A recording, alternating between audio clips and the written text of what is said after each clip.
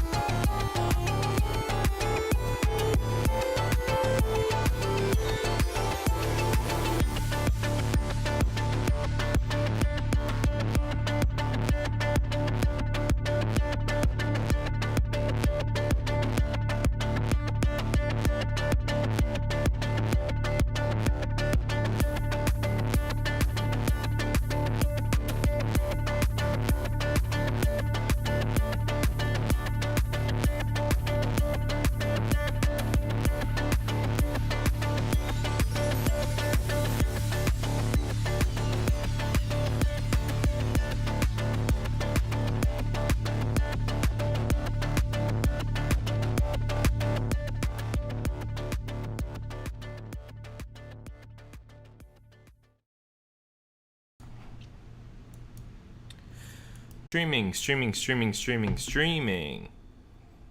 Hello everyone, I'm back. It should be working now. It took a router reset. I'm now routed right into my modem instead of my router. I think this will work. If you guys can hear me and see me correctly, go ahead and let me know in the chat so we can get this working again. Sorry for the delay here. Running into all kinds of technical problems today on this new internet. Cool. Awesome. All right, so I'm plugged directly into my router. Hopefully this maintains its speed. Essentially, guys, I was running I think it was 300 meg down at my old place and 300 meg up, like 300 up and down. And then here I have 500 down and 10 up. Because for some reason, ISPs don't think that upload speed's important for most people. They want to prioritize the down speed. And in my new building, there's only two options, and both of them cap out at about 20 meg up. So I have to lower the quality of the streams, and I have to, just limit my bandwidth just so I can get a stream up at all. So I'm going to see if I can talk to my ISP about this. But for the meantime, I hope this works. If it doesn't, then, we'll just have to move this to next time, but I think it's working now.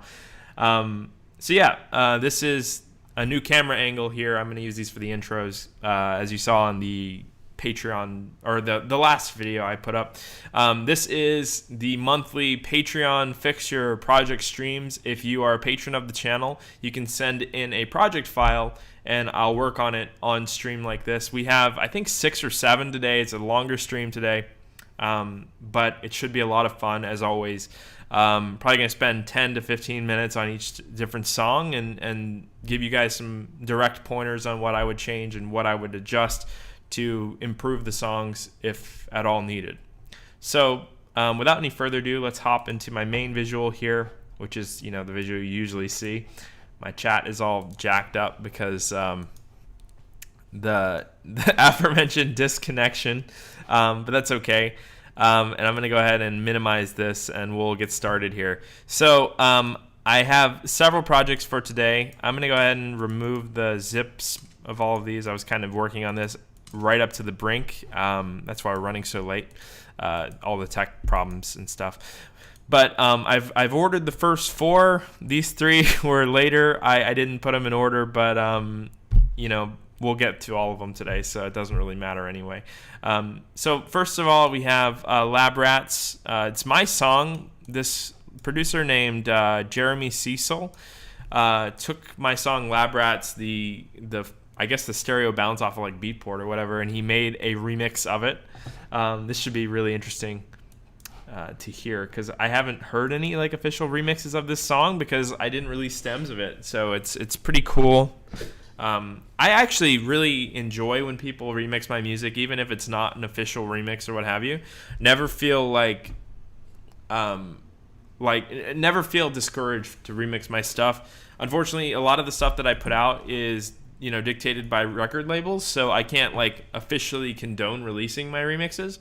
But if you ever want to work on something, or my music inspires you to do something like that, I'm always, you know, down to hear your perspective on the song.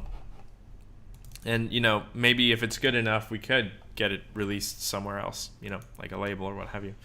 But this is Jeremy Cecil's look at my track, Lab Rats. Let's go ahead and take a look at this thing. Let me make sure my audio is good on here too. This is a common problem I run into. I really need to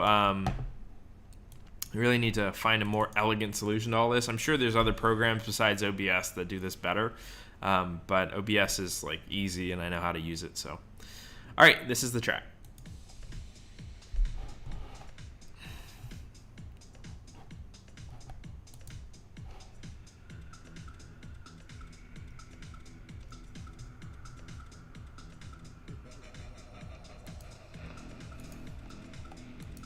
That's fun.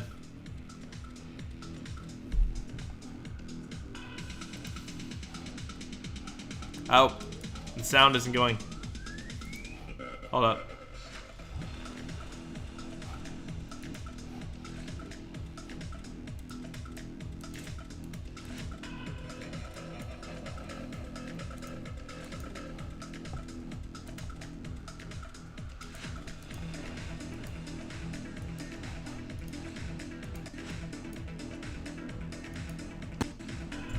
There we go. Oops. Sorry about that. I'm going to go ahead and play it through this part right here again because the sound wasn't working. More technical problems. This is just the best day ever.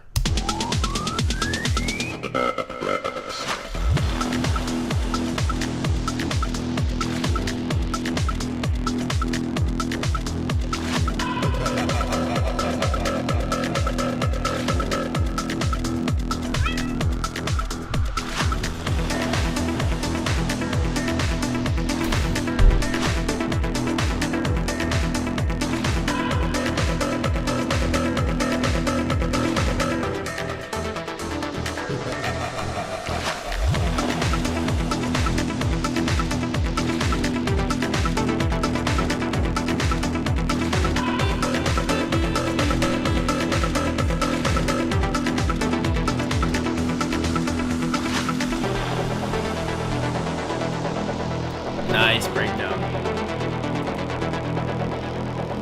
I love that.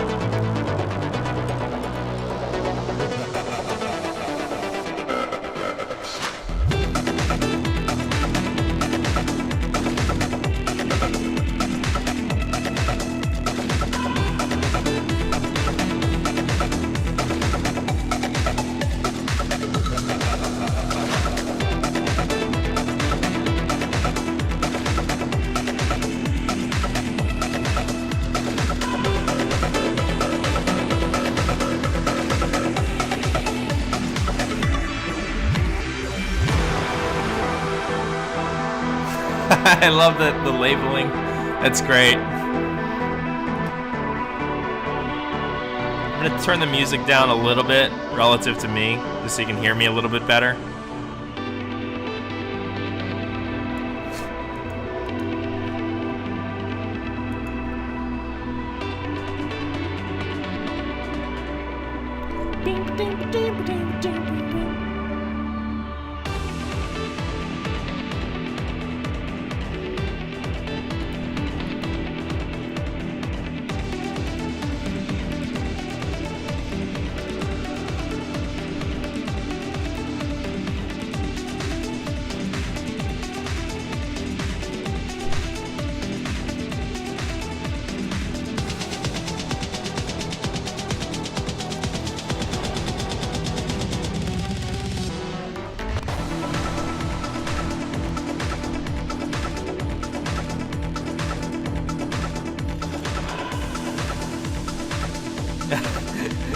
I love these labels so much. This is amazing.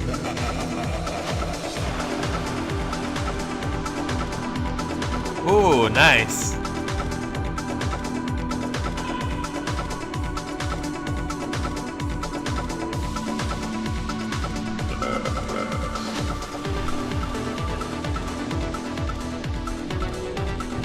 I almost feel like this song is so different from the original song that it would almost behoove you to make it an original. Like the stuff used from the source material, which is like my original song Lab Rats, is so seldom and in between. It's more percussive stuff. I would almost say that this is probably worth it to just flip into your own song, because it's a really good source and a really good start to... Source is not the word. A really good core and a really good start of a song here, and I think it's probably better off as an original.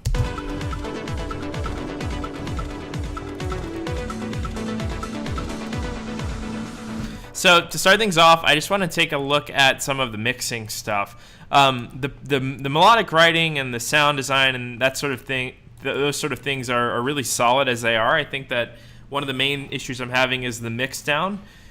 Notably is the kick drum here. It just doesn't really have any punch at the bottom, and it's a little bit too quiet.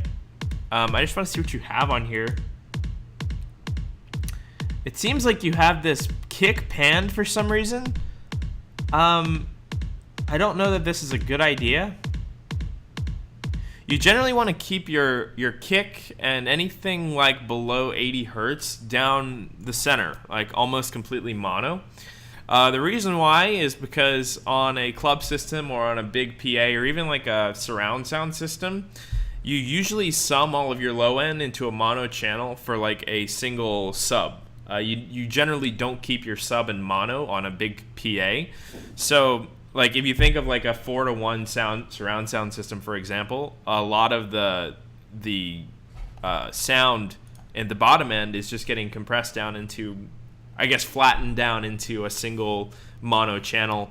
That's the one of the 4-to-1. You have 4 surrounding speakers and 1 sub, or like 2 subs or whatever.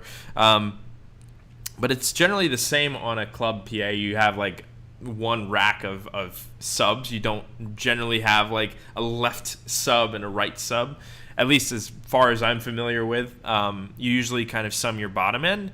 So when you don't sum your bottom end to a mono channel, or if you're like panning your bottom end in a weird way, the best case scenario is that it does nothing, because when you're listening to it on a PA or like a surround sound system, is that, you know, your right pan sub is going to sum to the center anyway.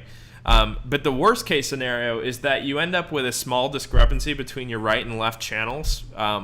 Let's say your right channel is slightly varied in the sound design, or it has a slightly different volume level, and you end up with phase problems because your right and left channel are slightly different from each other.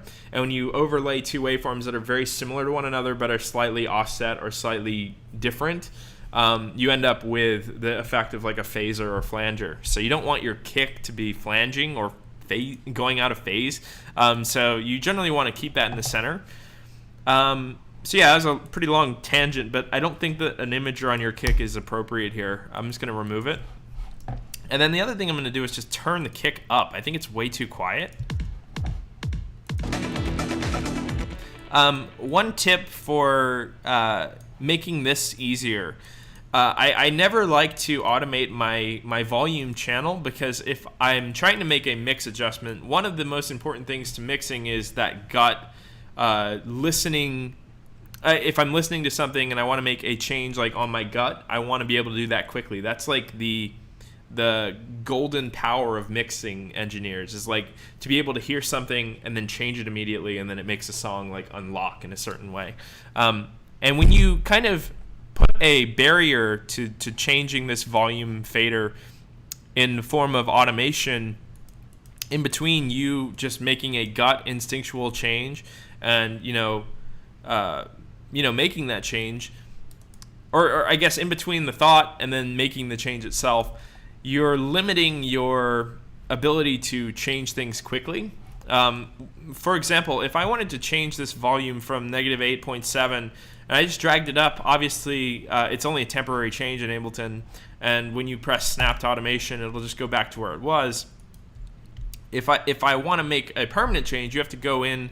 If you're not like already on the channel, you have to go to the channel, enable the automation for it, then click on it, and then drag that particular part of the line and make sure you don't fuss with the other parts and stuff. And I think that this is a really cumbersome way to make small changes. I always prefer to do automations like this, like changing volumes and stuff like that on a gain utility, like so. If I use the gain utility, I can make all the automations on it and then have this fader still free to make changes on. So like, for example, if I just cleared all this out and I copied it to this gain automation instead, it's going to be way loud. It's like +9 or whatever, but I'm just going to go ahead and counteract that with like a plus, or I'm sorry, a -9. That should help. Don't know how beat repeat got on there. Alternatively, we could just take this whole entire thing. I'll actually do that. I'll take this entire thing and just drag it down like that, so we're at neutral. So you have the same curve, but now this fader is free to move, and that's the magic of not using the fader. Because like I said, if I'm a mix engineer and I just want to make a subtle change really quick, I don't want to have to menu dive into automation mode and then click on here and then find the part and then turn it down without screwing up the other points. I want to just be able to grab that and make the adjustment there. So another long tangent just for a small workflow thing, but I think it's very important.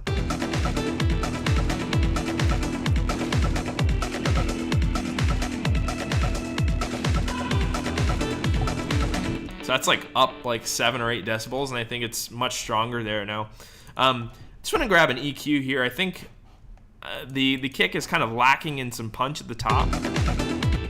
You'll notice your sample kind of rolls off somewhere around like 12K or something. You don't really have that crisp punch of a really strong kick drum. It's even, you can see in the waveform here, or in the spectrograph or what have you, that the bottom end is much stronger and the top starts to roll off, around this point, wherever this is, like 2K. My kick drums, I generally like to have it kind of the other way around, where I have the high end really boosted. Maybe I'll have like a point in the sub, like down here, and then I pull out some of the mids. It's going to be hard to generate high end for something that doesn't have it already. It's very hard to create something, even with EQ, that doesn't already exist in the sound. Like if your sound doesn't inherently have 2K, it's going to be very hard to create 2K without adding some sort of synthesis or an auxiliary sound source to layer in. But just a general boost in the top end might help bring out what is there.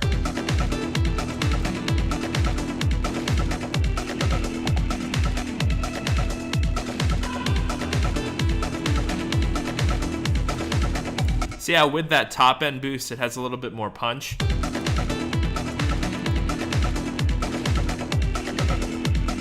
And then you never want to just boost the top, because then the entire EQ goes off balance, and you're essentially, whenever you raise the high end, you're actually inadvertently lowering the bottom end. So you want to equivalently raise the bottom as you raise the top, so you don't throw the balance off of the whole EQ.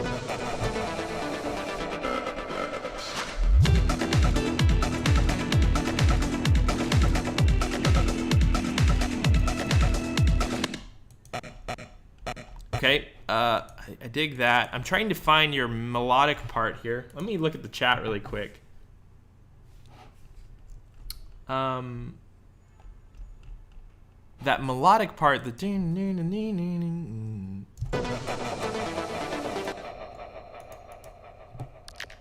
that's not it.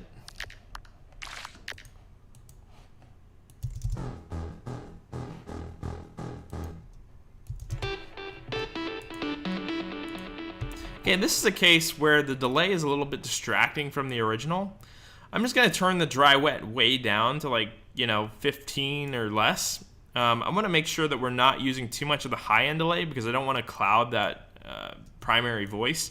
and a lot of the clarity and the presence of that voice is going to be up here in the top. So I don't want to cloud it up. I want to kind of keep this lower.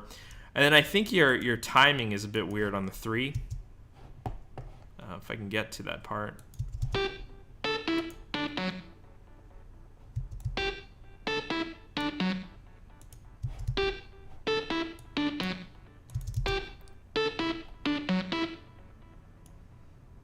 Might have went too much on the dry wet. Bring it back to like 25. And then bring this down where it was. See how the delay's still there, but it's not clouding up the voice as much? And you can really make out the predominant melody now. Same for this guy here. I think you have just too much delay and then too much high-end delay.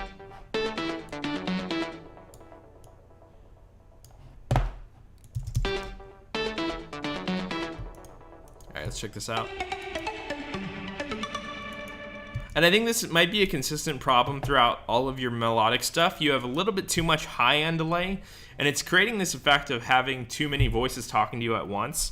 You want to try to push the accessory voices, like the background voices, further back, and you do that by burying some of the top end.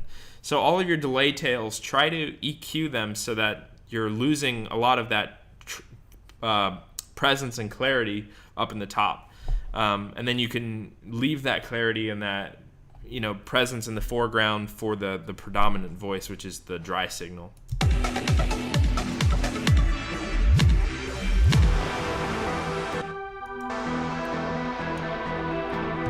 I think if I was to be working on this song myself, I would probably turn this into an original song. I don't think it has enough shared with the original, at least in a very obvious way, or at least in elements that you couldn't change to make them original. And I would actually probably develop this drop here more, because I think this part is really, really cool. Right here.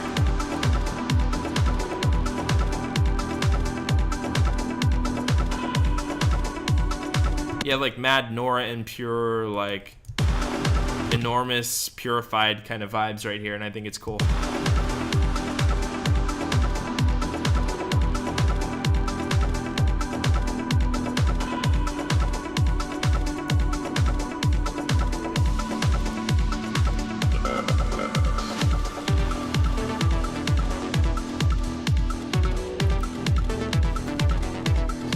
Sorry for the feedback through the mic, guys. I just play it through my monitor so I can give you guys my best opinion. I could use headphones, but if I did, my opinions and my insight would be a little bit botched because I'm not used to it. And I prefer to mix on monitors, so I'd rather do this on monitors and give you guys my best insight. All right, so that's Jeremy Cecil's remix of Lab Rats. Some really cool stuff here, man. Try to take some of the ideas I gave you today and use them. Especially the kick drum stuff and then the melody stuff. I would like to take a further look at this down the line a little bit once you clear up some of your delay tails and your reverb.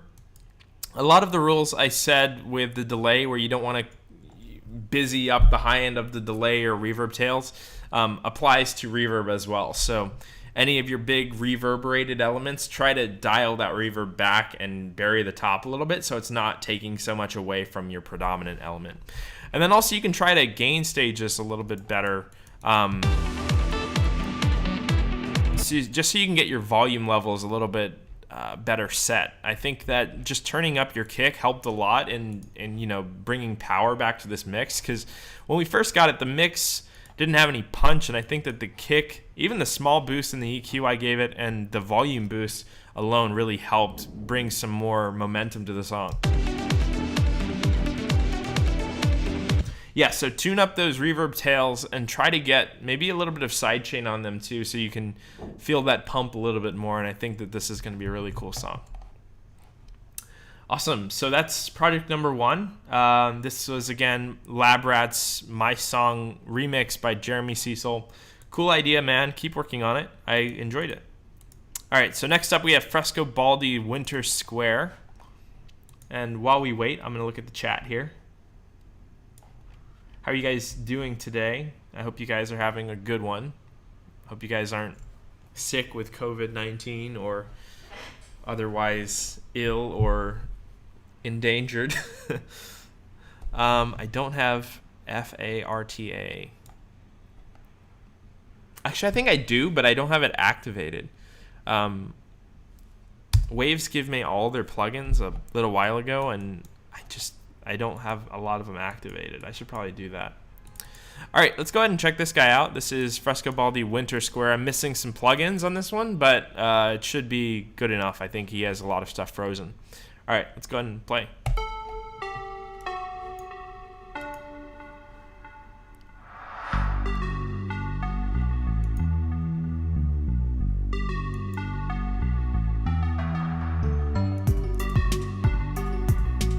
Oh, that's cool.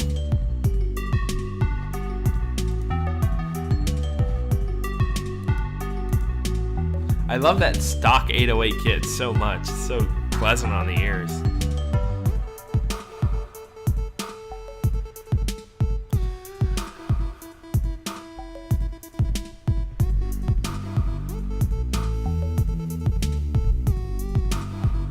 You guys like my cat?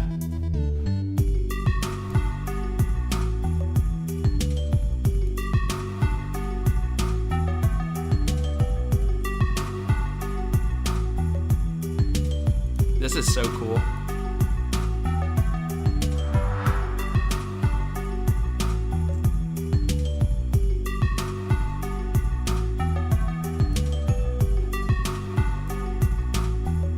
That's such a cool melody. I think you can do a lot with this guy if you just fill out your mids a little bit more.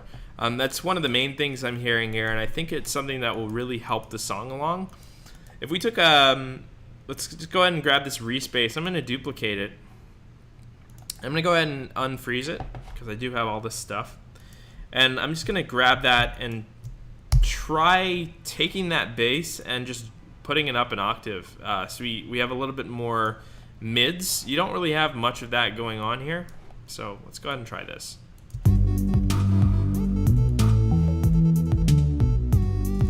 Okay.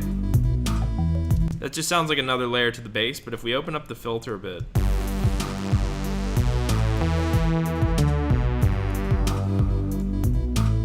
Maybe add some voices.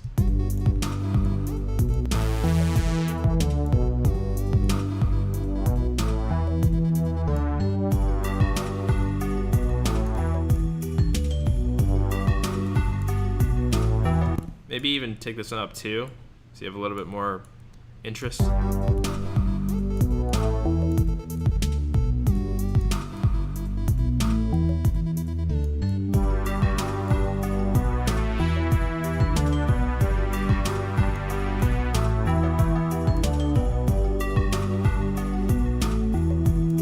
Maybe even like a little bit of envelope on that cutoff, like in the initial hit, so you have a little bit more, I guess, punch.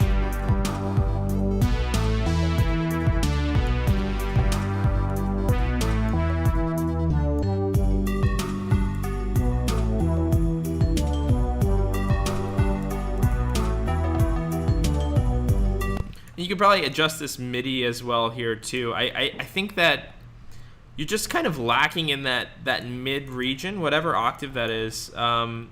You're down here at C0 to 1 in your or I guess G0, sorry, G0 to 1 in your bass. And with +1, that's up to 2, but I think you're missing like 2 to 3. This octave is kind of unaccounted for in your writing, and I think that that's important to address. You might even try this.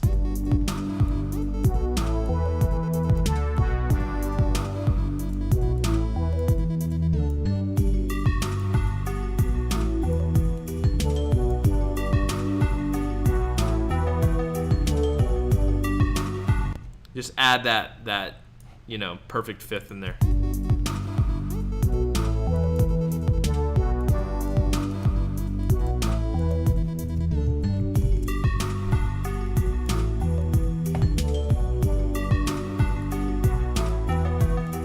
This is beautiful though.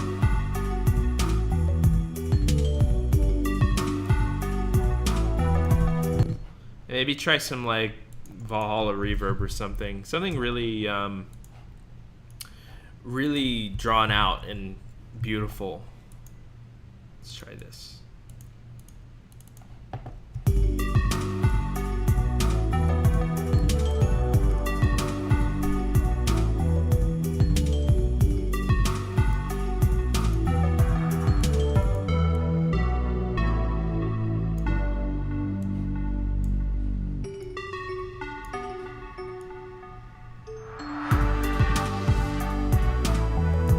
And then that gives you a lot of room to play here as far as where you can take this in the later drops.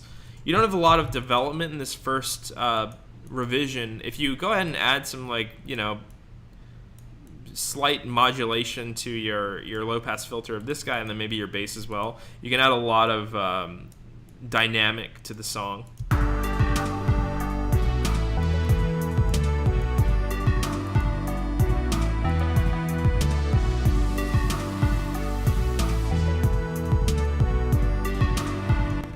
Maybe even some like delay.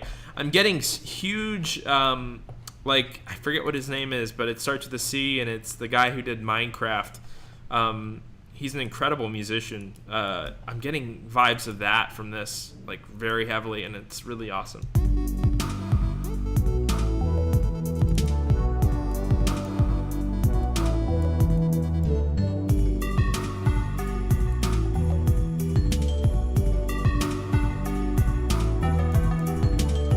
That main melody is so cool.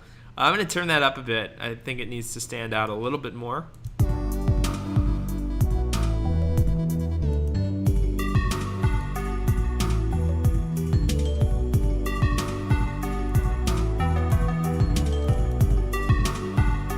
And the drums should be up a little bit more too. I think they should be the forefront.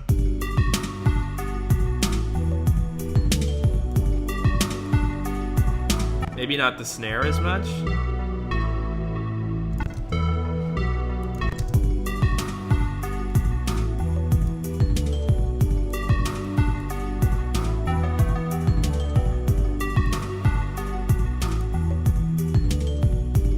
C418, yeah, super cool.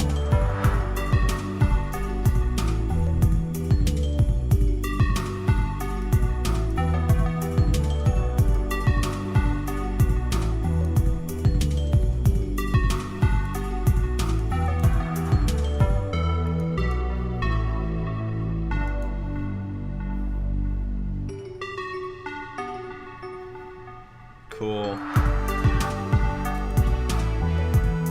Yeah, that floating synth here, this little guy, the I think it's this one. Yeah. It gives me mad C418 and like Bash, if you know him.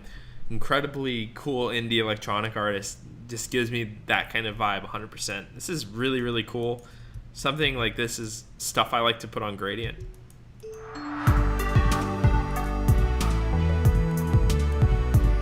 These snares a little quiet.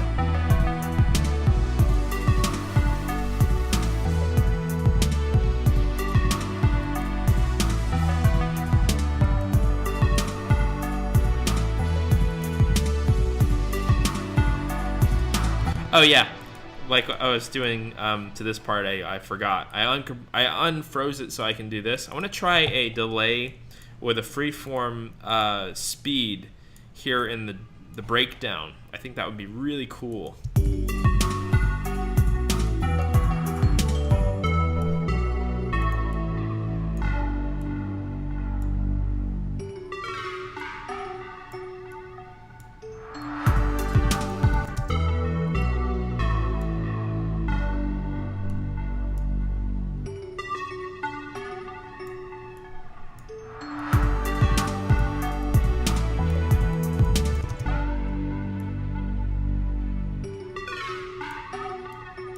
And then turn the dry wet like way down and put ping pong on. I think that would be so cool.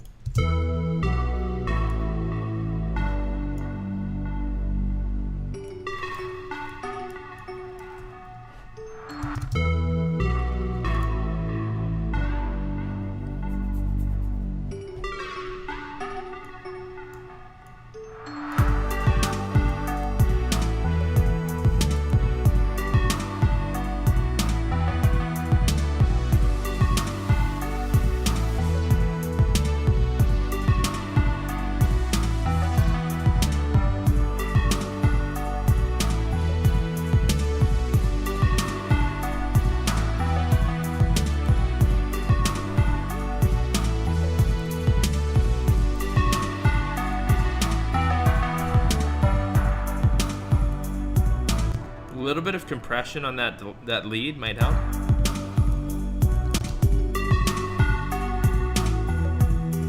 Just to kind of flatten it out and bring up some of the small nuances of the delay and the reverb you have on this channel. Very cool. Your stuff is always so cool. Fresco Baldi is like one of the most like interesting producers I have on here. He submitted several weeks now in a row, or several months now in a row, and it's just always cool. I think I particularly love it because it's a step away from what I normally do, and it's music that I'm really inspired by, so I'm in love with it.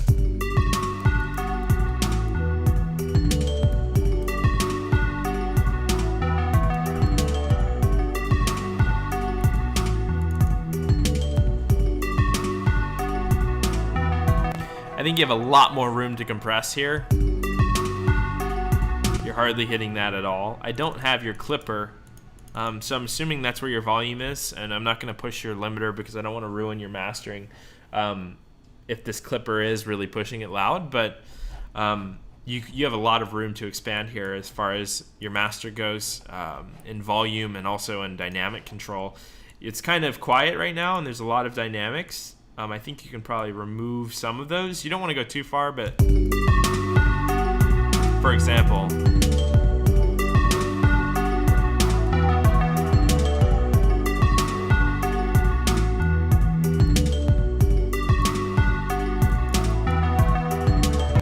yeah, that's amazing, dude. I really love this song. Again, like, it's always so interesting to me to hear his stuff because it's, you know, it's unique and cool. All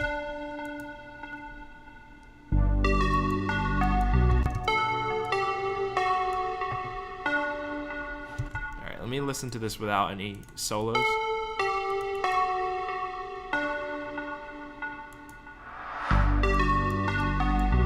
See, I think you might even be able to lose this guy here and just go straight into it, like.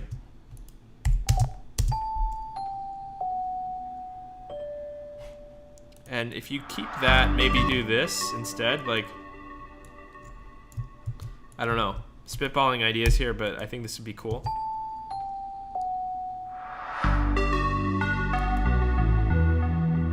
It doesn't go on for so long.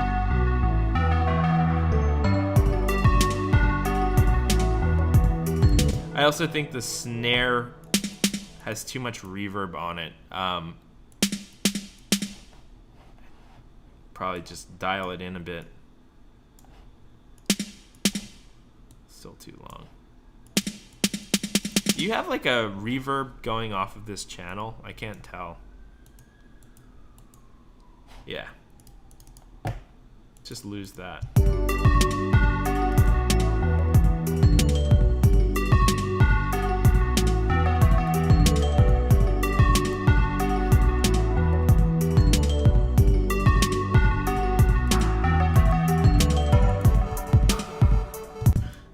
Stick it on the hi-hat only. You don't really need it on the kick either. I think this like C418 kind of music really requires that dry, like straight out of the instrument drum machine samples.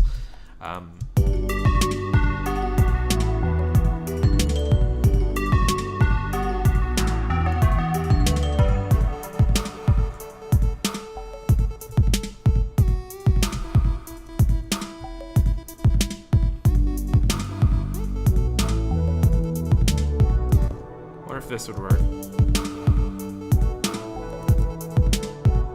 So instead of like just having nothing here, maybe you can try holding a note.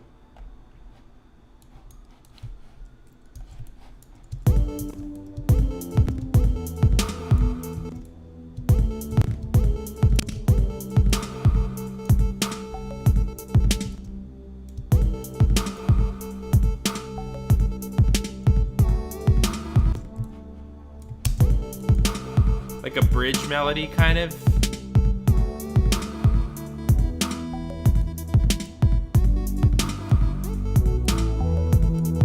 Yeah, that would be so cool.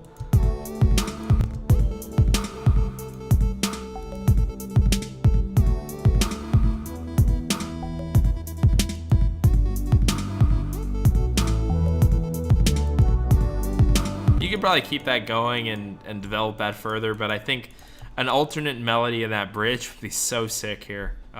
Really, really cool melodic change. And maybe grab like one or two of these guys here as well, like.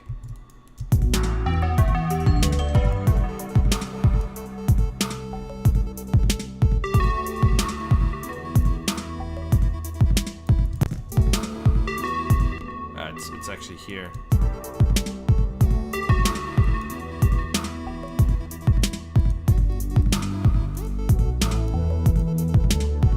It's a key change, but I don't know. You could probably work that out. I think it'd be pretty interesting. And then on this delay time thing we had before, I just want to, try some delay automation here as well.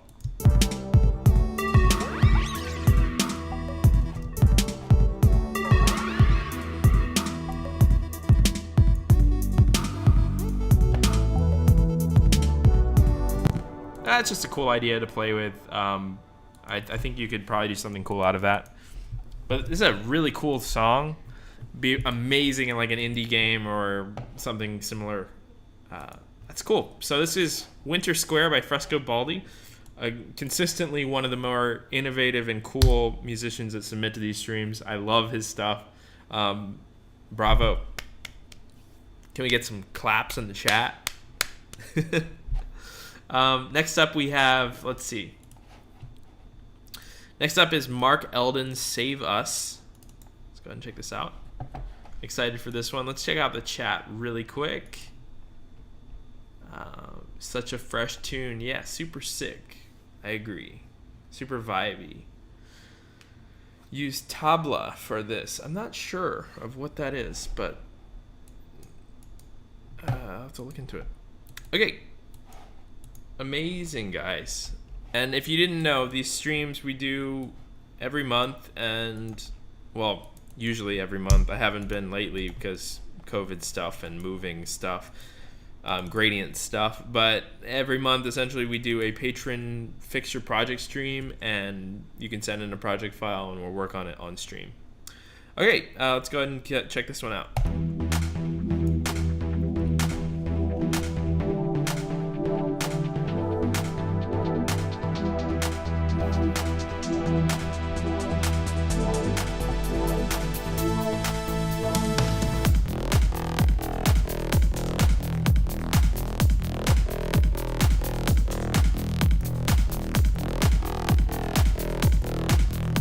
Very cool. Like Eric Pridsky almost. I think we've worked on this before.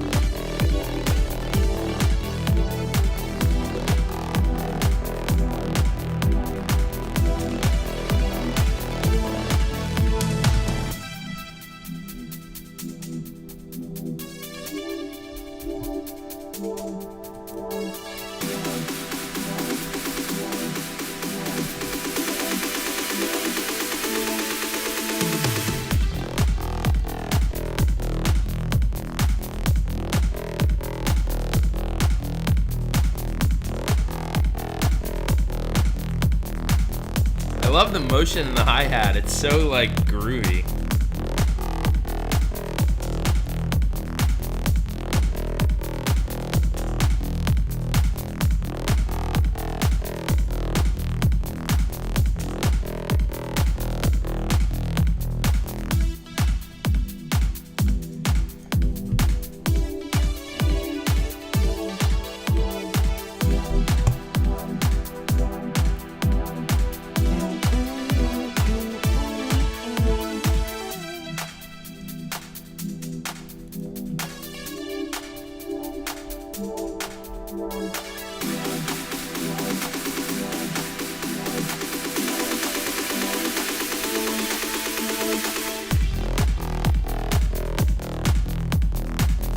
Alright, so I think it's just a repeat after this.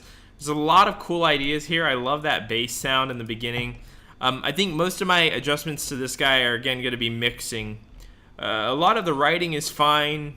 I just don't think that everything is flowing quite well yet. I think that's more of a mixing problem than anything. Let's let's go ahead and take a look at this. So one of the things that stood out to me is the hi-hat kind of lingers through the whole song. It doesn't ever stop, and it doesn't ever move. So let's go ahead and try to address that a little bit here. He seems to start it with a filter, which is cool.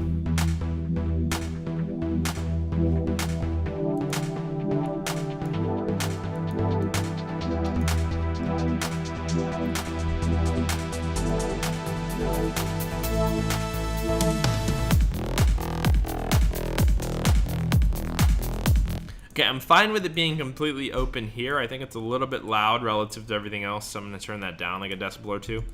And then I want to kind of get rid of it in the breakdown because it feels like it just kind of sits there forever.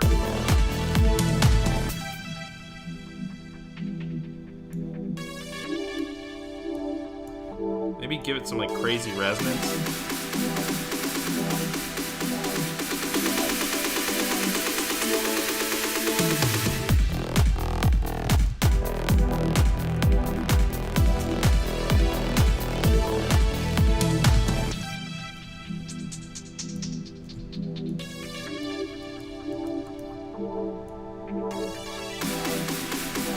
Yeah, at least we kind of added some dynamics there. I think it needed it.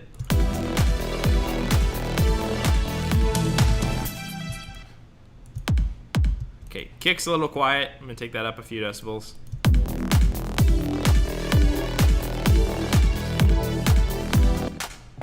Clap is kind of unnecessarily botched here.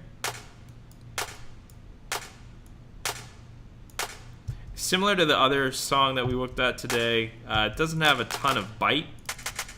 I think that's a result of the top end just not being there on these samples.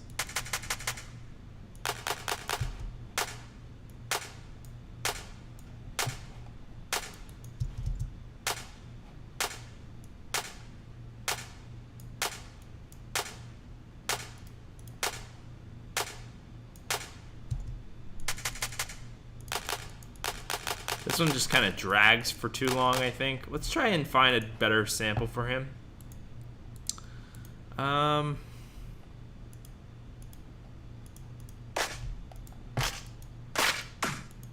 wonder if there's any reason for A sharp or if the song's actually an A sharp.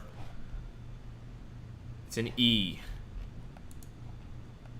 Yeah, so the clap's actually out of key right now. Let's go ahead and grab an E clap.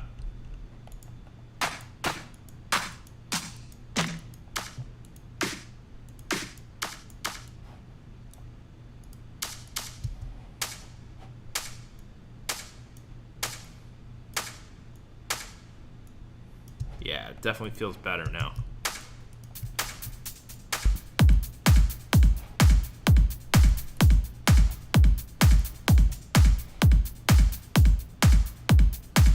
Let's make sure that we're hitting the E.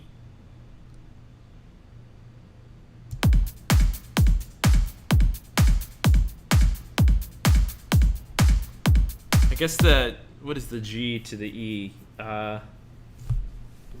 I need my keyboard. Hold on. I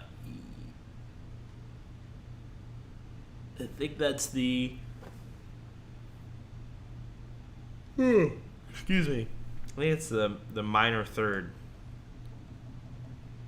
Yeah, so we're good with a G. G is fine. You want to make sure your kick is in tune to your song. The minor third is a weaker option than a root or a fifth, but it's probably the best option we're going to get here because the root is E and that's too low, and then the fifth would be way too high. So the kick's actually fine, I think. Let's put the bass back.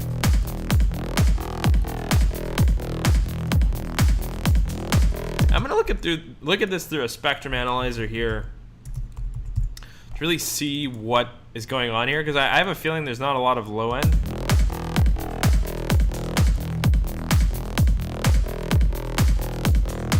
So there is, but I think what's distracting is all this mid data here from like, let's say B0 to like 4. At G0, I guess.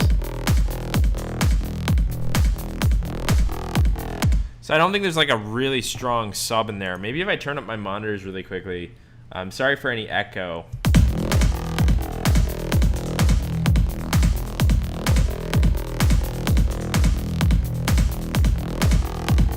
Yeah, there's no like consistent low mid tone that you can make out, so I think we got to work on that. All right, so what I'm gonna do is just go ahead and unfreeze this. I don't have kickstart. That's okay, we can emulate that with LFO tool or just compressor.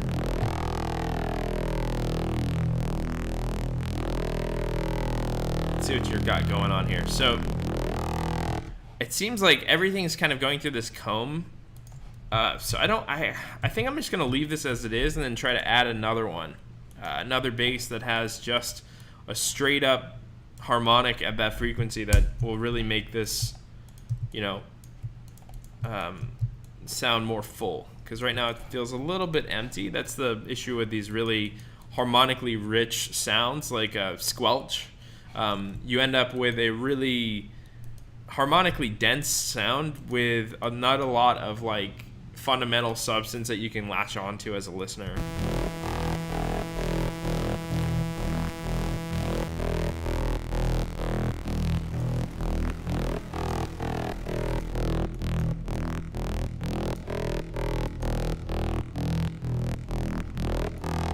Turn my mouse off. This keeps reconnecting and disconnecting. Yeah, so we basically just added a respace, a -2 octave with some detune. I think that it fills it up nicely. See how much space that fills? I'm gonna go ahead and just take an LFO tool and emulate similar what he was doing on his, which is essentially just a hard cut. I can hear it.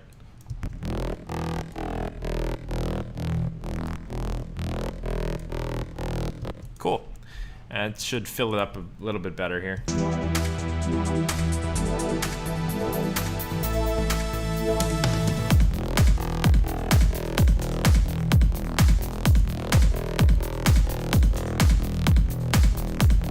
That main bass I think should be louder too, relative to everything else.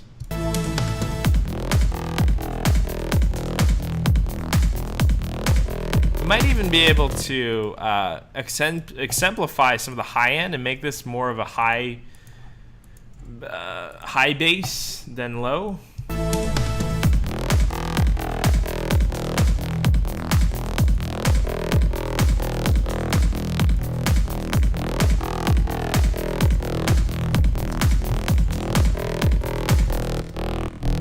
I don't think that's how you spell Reese. I think it's a S, but we're going with Reese's Pieces today.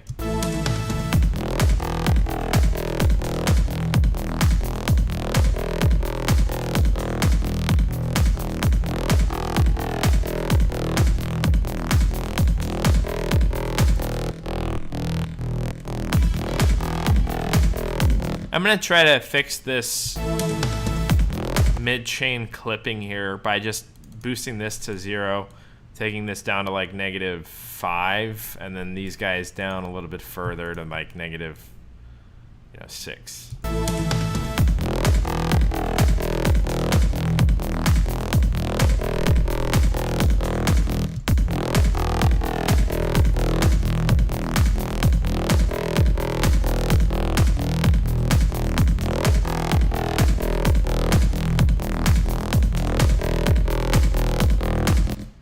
Yeah, there's a little bit of echo in this room because it's a concrete room. And whenever I listen on my monitors, I get a little bit of slapback, but I would rather give you guys good feedback than to record, you know, the best audio. So that's that. The bass is sounding pretty good now. I think just a little bit of gain automation here might help. There's not a lot of volume discrepancy between that build up and the drop, and I think that's really hurting the feeling of the entire energy transmission of that section. This part feels very loud compared to the drop. If we actually look at the master here, let's go ahead and open a limiter. Let's just do Ozone 9. Actually, I'll do 8 because I think he has 8. Ozone is not my favorite limiter anymore. I really fell in love with Newfangled Audio Elevate recently. Oops. But just for the sake of demonstration here, I'll show you why you want to lower your volume. So you see how like dense this volume is? You can kind of predict that this is at like, you know, negative, I don't know, 3 or 4.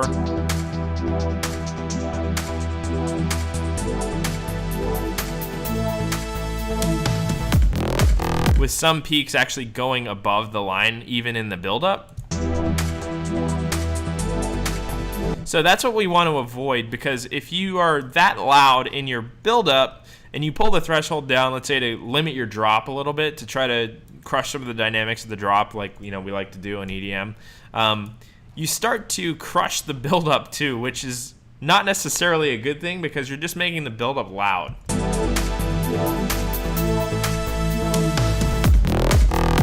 It's crushing the drop more, but it's still crushing some of the buildup, and that's not as far as I would push my drop. I would probably go down to like 7.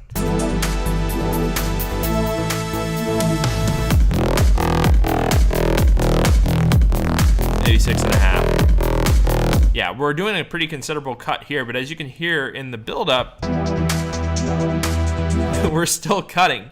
So this is a problem, because if your limiter is hitting, or if you're hitting your limiter threshold in the buildup, it's going to limit how much you can limit in your drop. So there's this tendency in a lot of cases where the buildup will actually be louder than the drop, especially if you're going for a minimal drop. It's kind of hard to balance out a mix where your drop is inadvertently louder than your buildup, because buildups by nature tend to be overly exaggerated.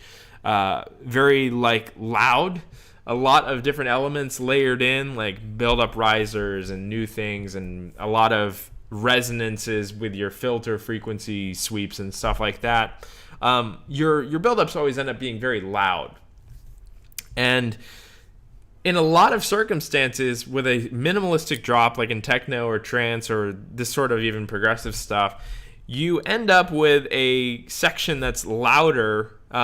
Let's say your buildup is louder than your drop, because you have more elements in there.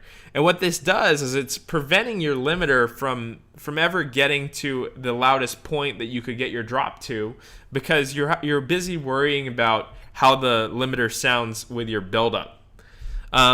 So you never want to like push your buildup into your limiter +5 or whatever, like you might with a drop that's really, you know, atonal, and you just want to drive as much volume as you can without distortion, or with distortion if you're into that sort of thing, like in dubstep.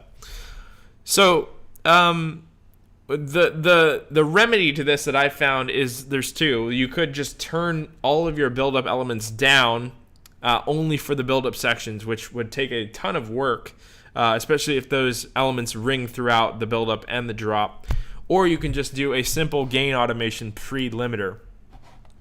And in a floating point DAW like this, is actually the audio is actually not produced until the result of this master chain here. So if you ever see clipping in a channel like this, like if we put this up to +6 and you're clipping +5, and you turn it down -5 or -6 in your master channel, you're actually not clipping. There's no actual difference until you're actually exporting or monitoring on your master channel. Very quickly, I can even show you that. If I just boost this up to, you know, +6, if I boost this to +6 here and then I subtracted 6 here, it's actually no difference at all. And what that allows us to do is do this without being destructive. This doesn't work in the analog world or in some other DAWs, but for Ableton and most other floating point DAWs like it, you can just go ahead and turn down the volume here without actually making any difference to the sound at all. Some people, there's this misconception that if you turn your master down here, you're somehow, I guess, reducing the audio quality, which I think is kind of silly. If you turn something down here on the master, it actually is no different than turning down every individual channel.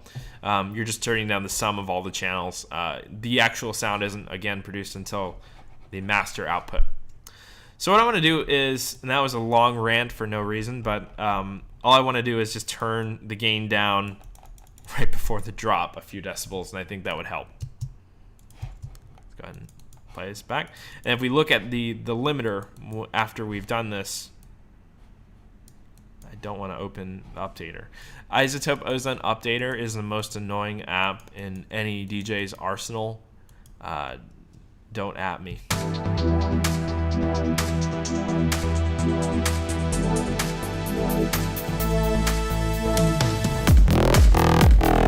So 4 decibels was a little bit too much, but as you can see, there's no fear of clipping now in the breakdown. See how the breakdown is consistently like -5, and then the drop starts to hit the limiter? That's ideally what you want in any dance music song. You want your drop to hit louder than the breakdown, obviously. So you want to make sure that this volume, if not in your mix, is lower in your master. Just so that you can, push your limiter as loud as you can in your drop only, and without having to worry about pushing your limiter or pushing your song in through the limiter through your breakdown that's supposed to be quieter. So I'm gonna make this like -3.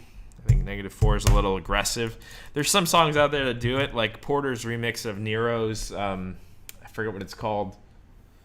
It's like, it's impossible to see. The drop is like 5 decibels louder than the rest of the song. It's really crazy. If you listen to the song, you'll notice it instantly. But I encourage you to check it out if you haven't. I think it's The Thrill by Nero. It's Porter Robinson's remix of it. So it works in some scenarios if you want to make a huge volume contrast, but I don't suggest doing it every time because I think it gets a lot busier.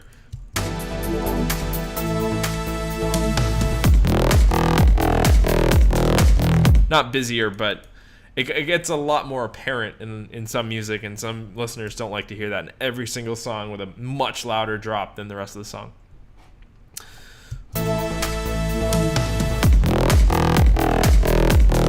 See how that smacks much more? Let's go ahead and turn up the hi-hats now, now that we have that limiter kind of set where we want it. Might be a little bit too much compression here. Let's take it to like -5.5.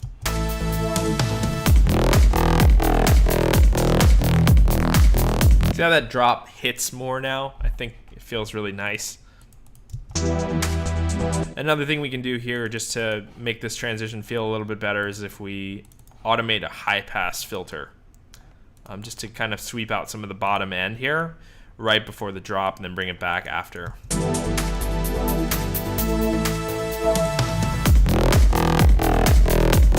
Maybe a little bit of reverb after that could, help soften that edge because it feels really harsh right now. But yeah, those are some tips that I think will help a lot of you guys out, not just Mark.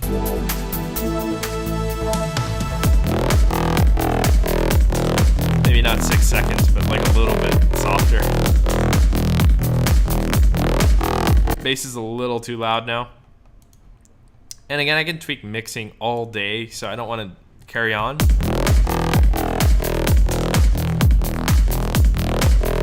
I think that these adjustments we have made have really stuck out and helped the mix really come together. All right, that's Mark Eldon's Save Us. Probably more I could do to this one, but for lack of time, I'm going to move on to the next one. Really cool stuff, man.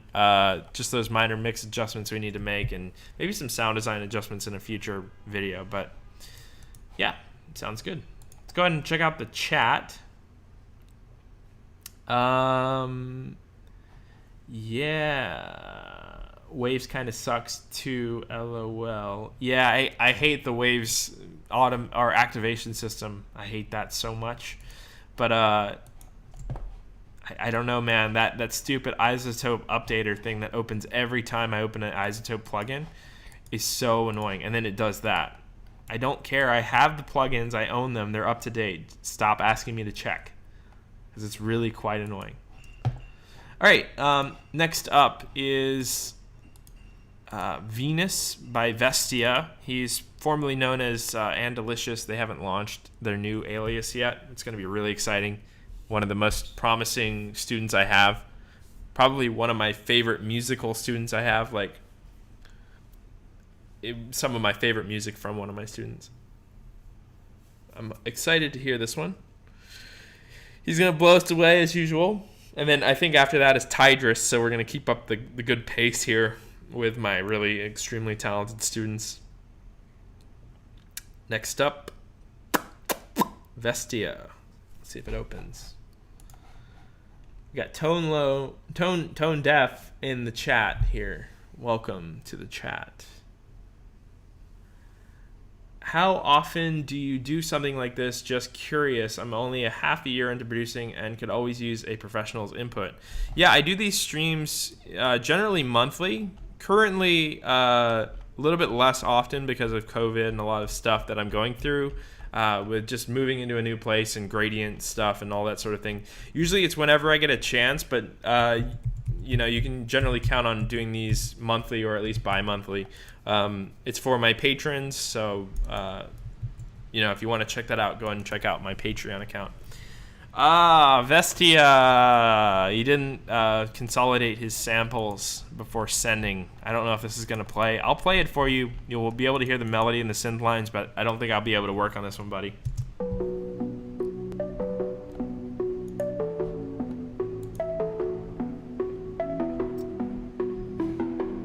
Maybe I can...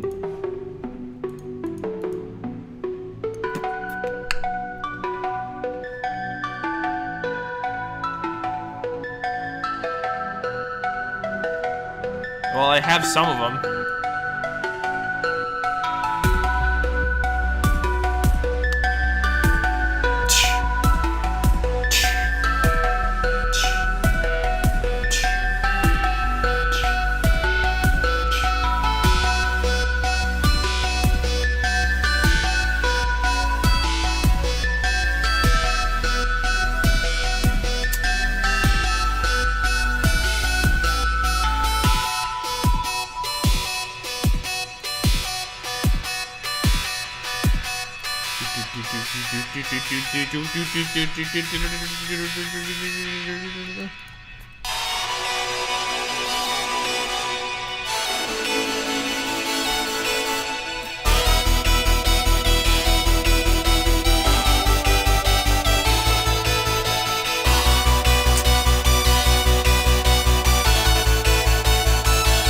Yeah, that's super tight. I can hear it in my head how it should sound, but I don't have your samples.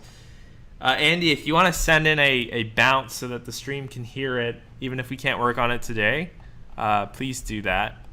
I think that would be sick. I have a call with Andy later today, so I'm not too worried about it. We'll discuss it in the call. But I want to show everyone how good this is because I can already hear how good it is.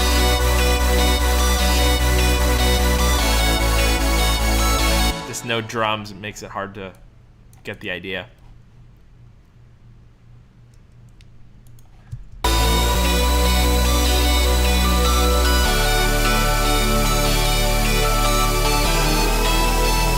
Oh, that D-tune's so cool.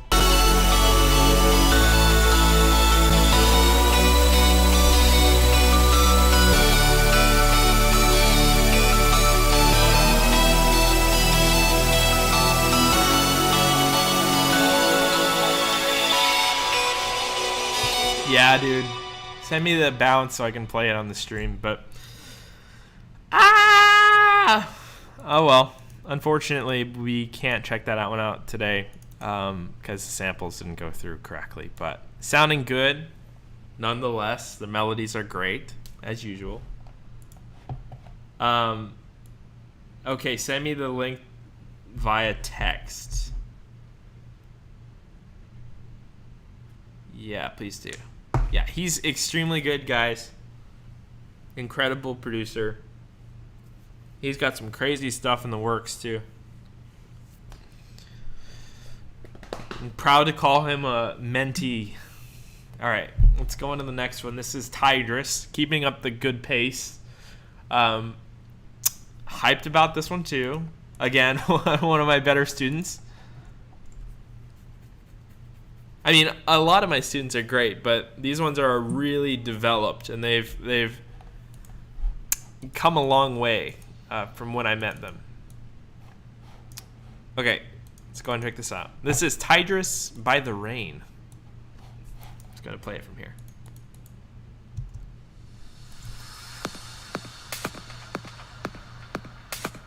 120 for Tigers. That's interesting.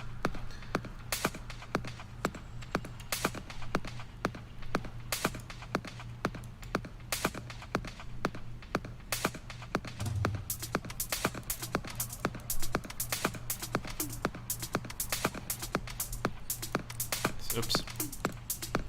Just wanted to make sure the stream's still going good.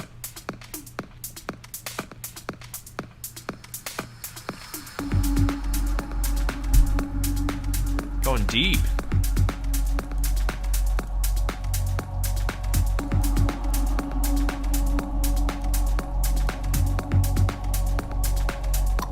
Anjuna deep. Going Anjuna deep.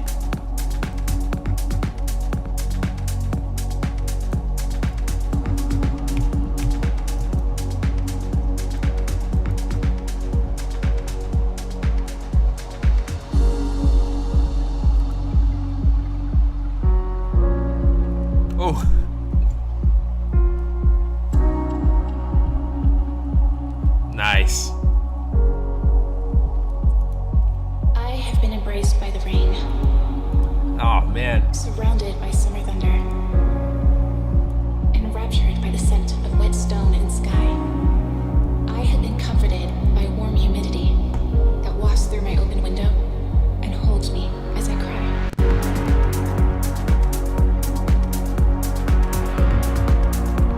Oh man.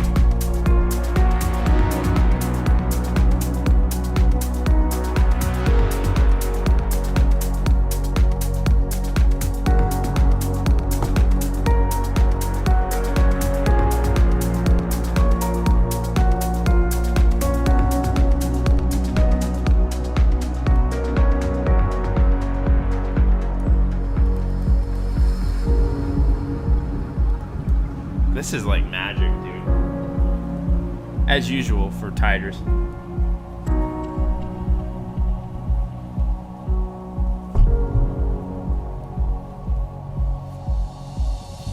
I have been embraced by the rain. Surrounded by summer thunder. Enraptured by the scent of wet stone and sky. I have been comforted by warm humidity that wafts through my open window and holds me as I get like Porter vibes from this.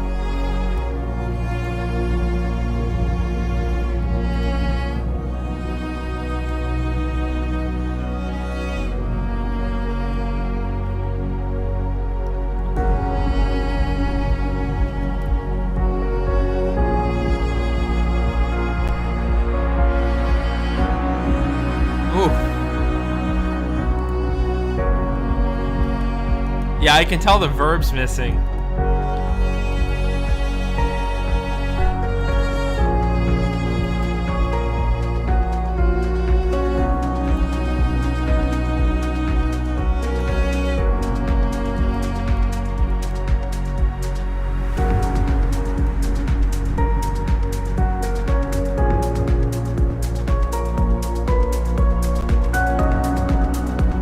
Yeah, like the first thing I mentioned, or the first thing I was thinking was like, that sounds awfully dry.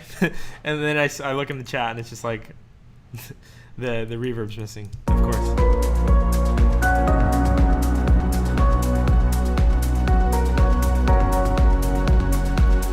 Man, that's good.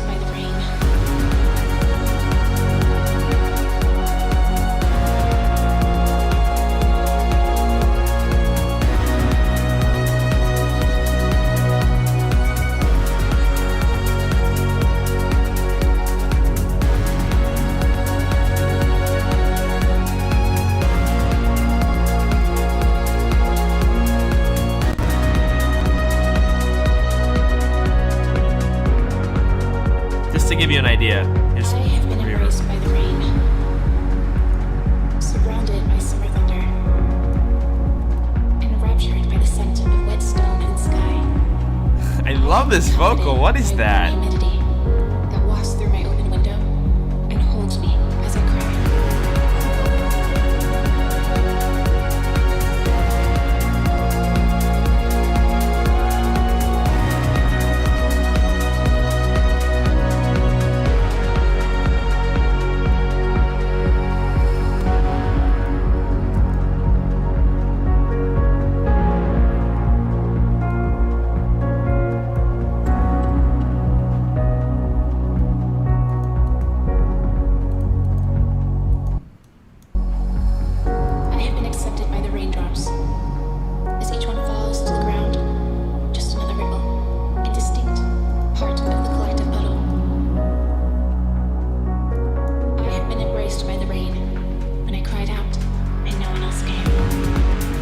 I think this is a little fast. Like, it sounds like she's speaking too fast. I have been accepted by the raindrops. As each one falls to the ground, just another ripple, indistinct, part of the collective puddle. Writing music that means something, man. I love this. I have been embraced by the rain. When I cried out, Got goosebumps right now. when I cried out, and no one else came.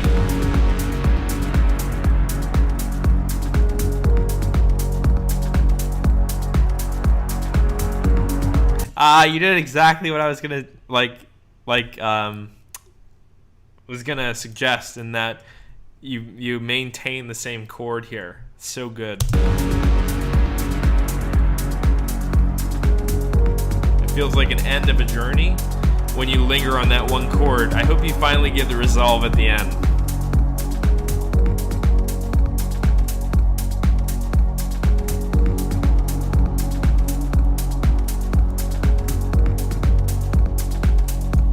Man, that's so good.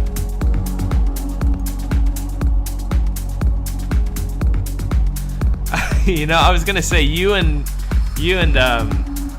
Andy should do a track.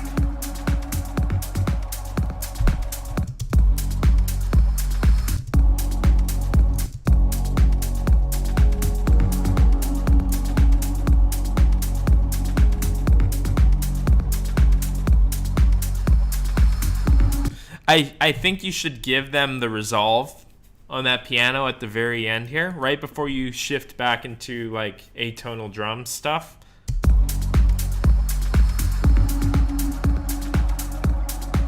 Yeah, that, because I think it feels like the end of a story when you give someone their home note, the root note. I have been embraced by the collective puddle. I have been accepted by the raindrops. As each one falls to the ground, just another ripple, indistinct, part of the collective puddle. I have been embraced by the rain. When I cried out, and no one else came.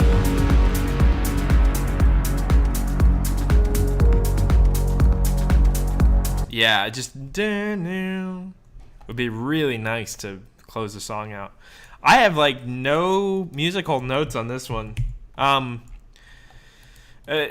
was thinking maybe your mix could be slightly better. There's things like the drums are slightly quiet in sections, and there's parts where the leads feel very loud. But I don't know if that's whether or not whether that's due to the reverb missing or not.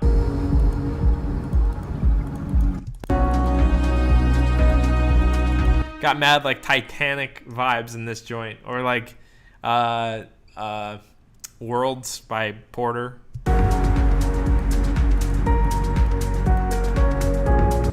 Yeah, I'm waiting to hear an album from you. I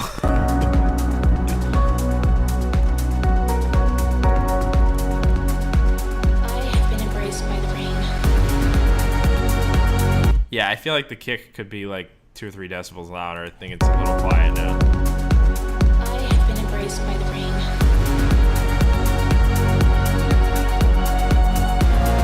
But I'm not sure whether that's the kick not being loud enough or the master itself, because it seems like you're coming in pretty hot. I have been embraced by the rain.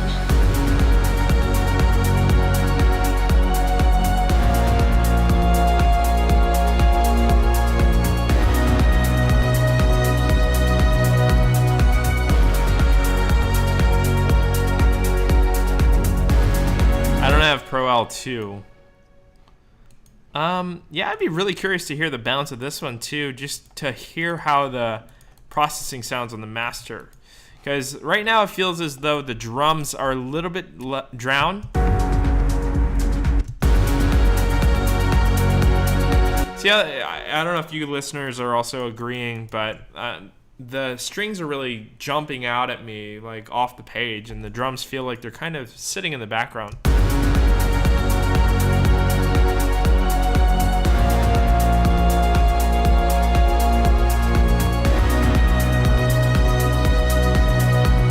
I think the drums could come up, as well as that big Mogi style bass. The little, yeah. Just the bass group in general.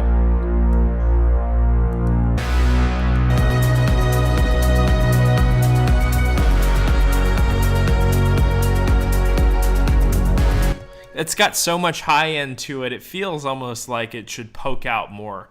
The bass has like this lead feeling, and it just needs to shine a little bit more, just a little bit more volume, I think.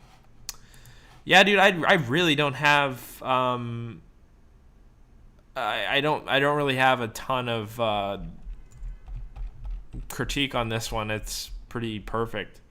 Let me see what he says on the chat here. I think that it is the last chord, actually. Could be wrong. On the piano?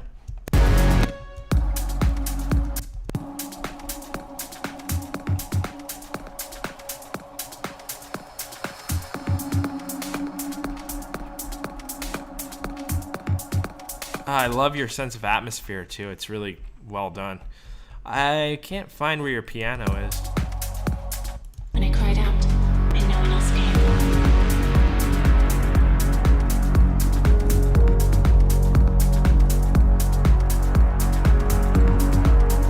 Doesn't look like it.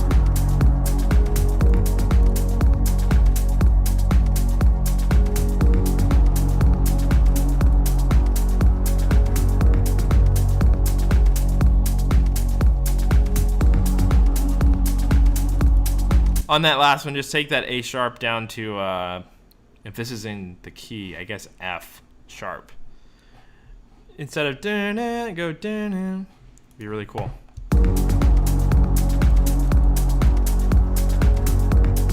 And then it would linger on because the chord here will almost evolve into the background because you have that root note playing in your bass.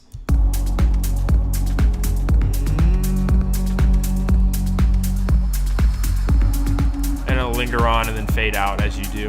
But I think that would be really nice there. Again, I don't have a ton of critique on this one. It's really solid. I think the main thing is the drums feel a little quiet. I don't want to mess with it too much because I know you have your own mastering chain on it. And it might actually be the result of me not having your chain that the drums sound quieter because you are coming into the master pretty hot right now. So amazing work by Tidris. Send me the downs if you want to play it on the stream if you want, because I would love to hear it. Okay, next up we have Take Me Away. Let's see who this is by. I'll have to look on the thing. Oh, in the meantime, Andy has sent me the song. I'm going to have to set my audio slightly different here. Where am I? That one. Just so we can hear this really quick. This is Andy's song with the drums.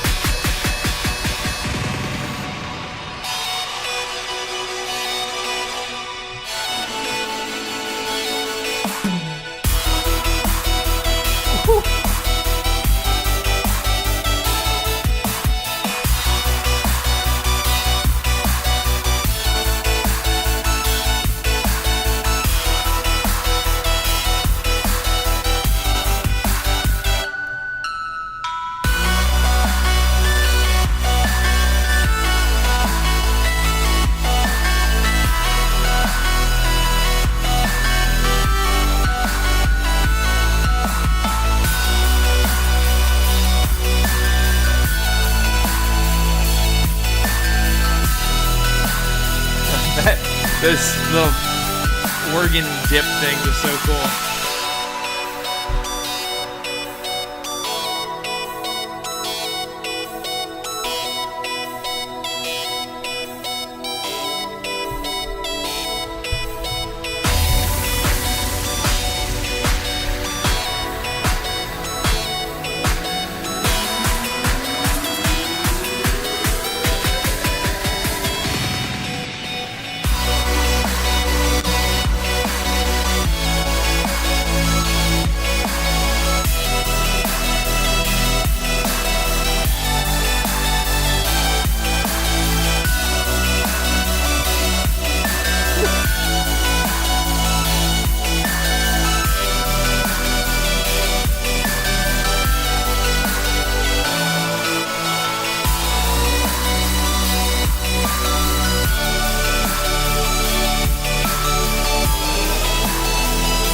Oh, the slow sweeps are so cool.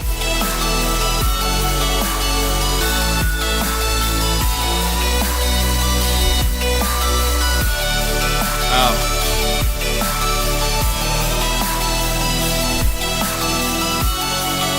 Yeah, I wish we could have worked on that one because like there's so much cool stuff I could do with it.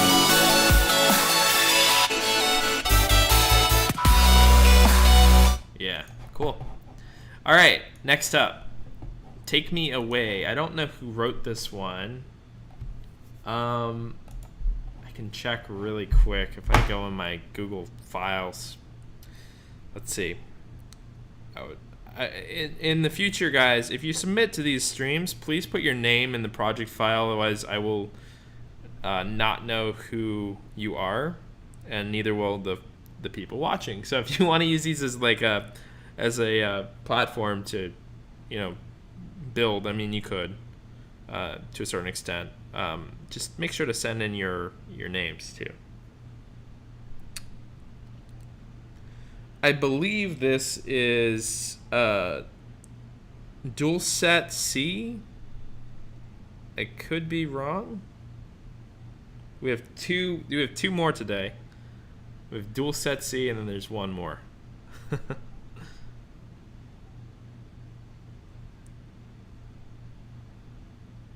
All right, well, I'm trying to get this link up so I can confirm that this is who that is. For the last one, I'm not even gonna bother. If this is you in the chat, just let me know. Oh, dual sets FC. Is this yours? Take Me Away. No, this is not yours. Okay, got it. We have one. Okay. We have two more. Dual set, FC, and Jace. Yeah. Okay. Jace is this one. Sorry, I didn't see it in the chat. All right. This is from Jace. Yeah. Here we go.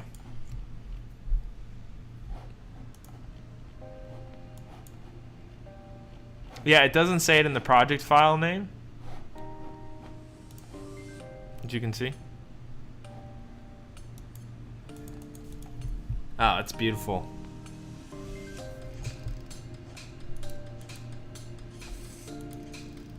Oh man, those ticks and clock sounds are so cool.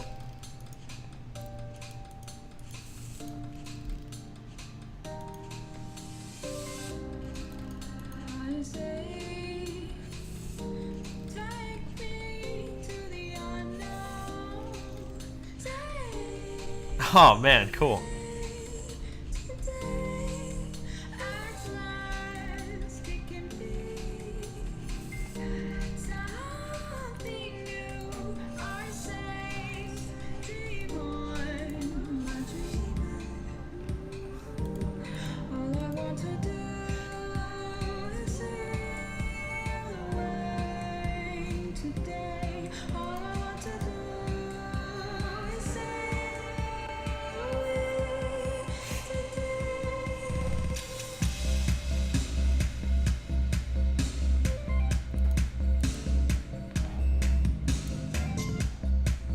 Oh, whoops. Audio is routed through the router, or the browser. Sorry. Fixing. I wish there was a way. I guess I could just put the. This. That works, I guess. All right, listening through again. Sorry.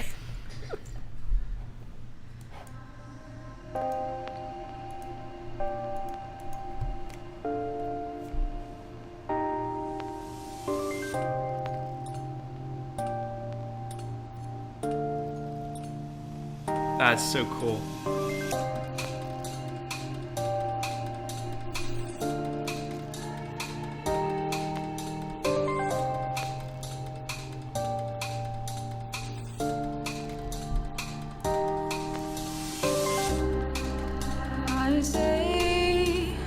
Oh, that chord change is so cool.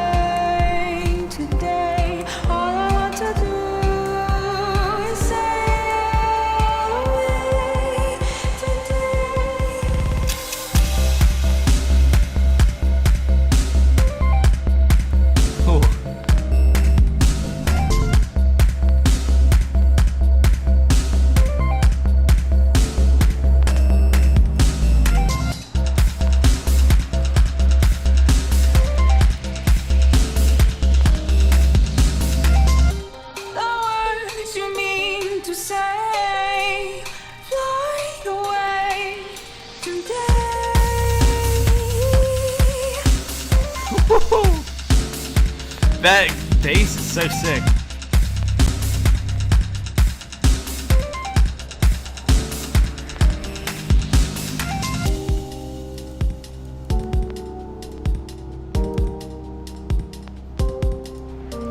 I think this might suffer from too many rhythmic changes. You have this really cool like halftime feeling here with a, I guess, a quarter note kick under it.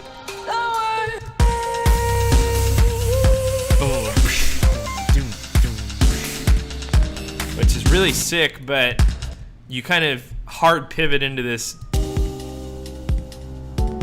breakbeaty feeling here. I don't know if that's the right move.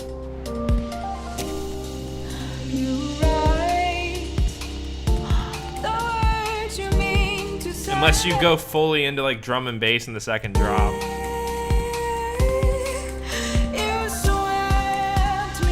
Yeah, so you have three kind of conflicting rhythms here. You have that halftime with a double time kick feeling, which is, I think, really cool and unique. You have this interesting breakbeat section.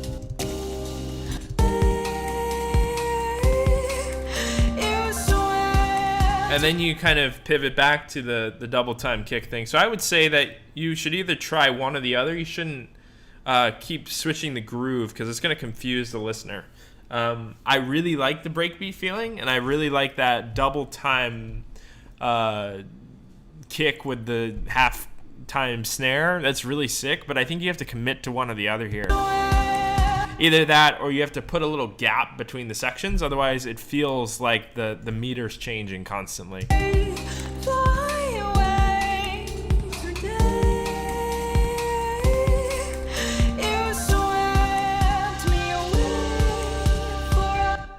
So, like, for example,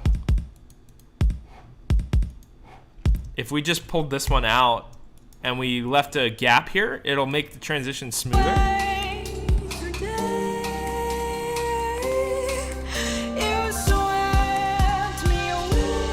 See? It doesn't feel as abrupt.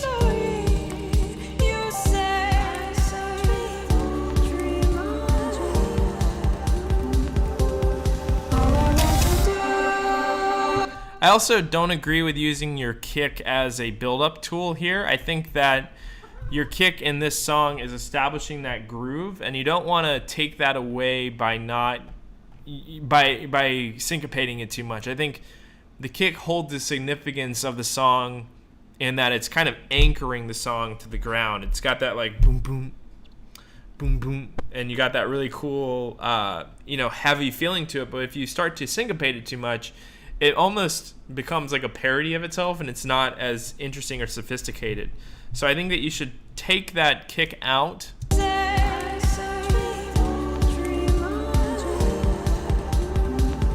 Kick build up, I think, is a little too much.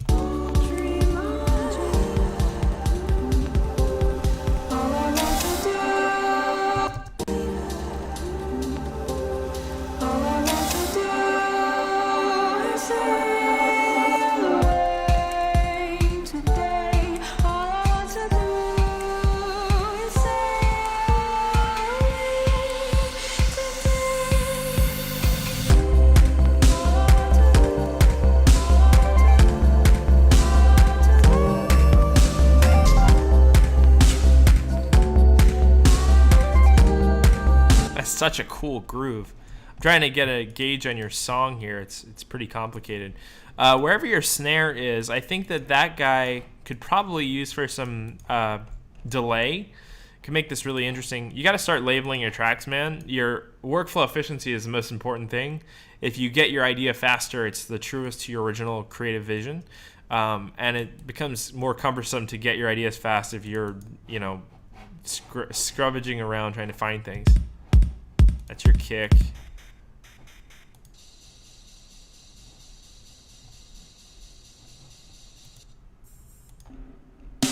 Yeah, Travis Barker. Super cool. It's like very analog. If I go ahead and group this guy, because I don't want to unfreeze it. Actually, maybe I could. I have LFO tool and vintage verb. I'll go ahead and just unfreeze it. See, is this really your vocal? It's actually incredible. Like I thought it was a sample or something. Really good. I'm amazed at how interesting the chord progression is too. I love that musical switch up you did right before that drop, or right as you brought in the vocal. It's you changed the chord there, and it's so interesting. I think that if you did like a slight delay on your snare, it could be really cool, because you've kind of established this double time like quarter note feeling, and if you keep that going with your snare, it might actually lend itself to it. Not 4 but 2.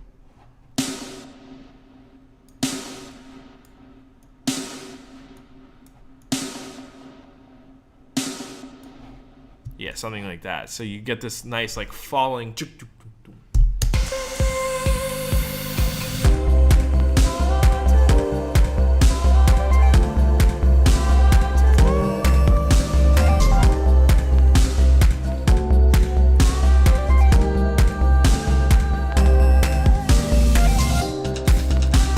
This is so cool. I would love to put something like this out on Graydient. It's so unique and forward-thinking. It's my favorite type of music, honestly. I don't know if you've ever heard of the artist 100 Waters. You would probably really enjoy their music because it's female vocalist led and vocal driven music, but it's very forward-thinking electronic music, and it's one of my favorite artists actually. They're typically releasing on Ausla. You can check out their stuff. I think you would like their song. What is it called? Communicating. Incredibly cool. Your voice reminds me of her as well.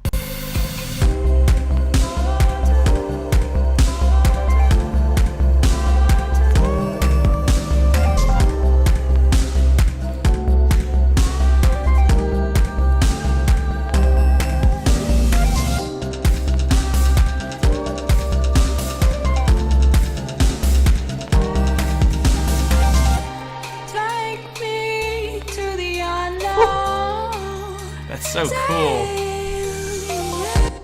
You know, she mentioned in the chat, and this is her voice, that the vocal, she's not confident in the vocal processing. I actually really like it. Using 100 Waters, that aforementioned artist, as a reference, she's very dry in her vocal processing. I don't know who some of your favorite artists are, but I think that this kind of like indie electronic industrial stuff really lends itself to a dry vocal. You use just enough amount of processing, in my opinion. I think it's fine. The vocals might be a little bit quiet, but that's like my only gripe.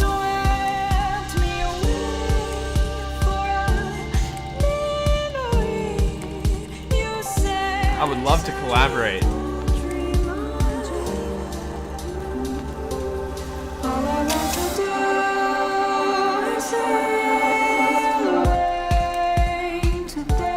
Now, I don't know about that. It's kind of a weird cut right here. I think my issue with it is that you have this weird vocal reverse element here that's getting extremely loud and distorted, which is really awesome, but it kind of leads into nothing. So you end up with this really weird energy transmission here. It could be very intentional and interesting if you do it right. But right now it feels very unintentional, like as if something belongs here. If you do this huge build-up and it drops into nothing but like your voice and a small drum, it could be really cool. You just gotta add a little bit more right there.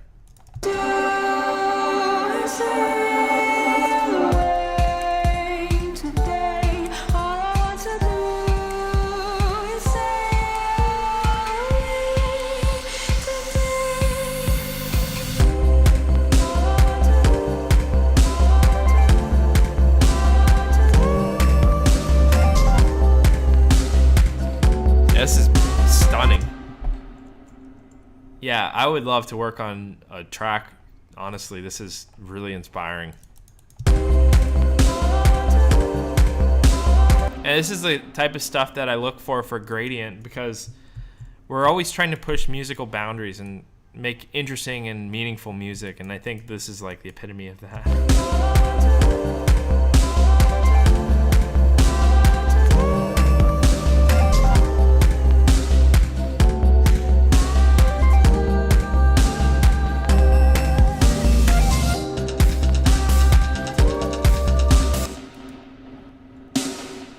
Yeah, just a little bit of delay in there could mean the world for that snare. This is so cool. There's a few other arrangement notes I think I had in that your start feels a little bit like unnecessarily long.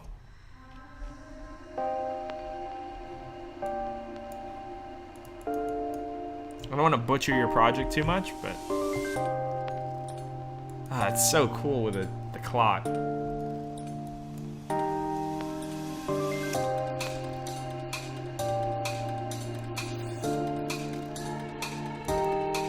Whew. Those background vocal chants too is beautiful.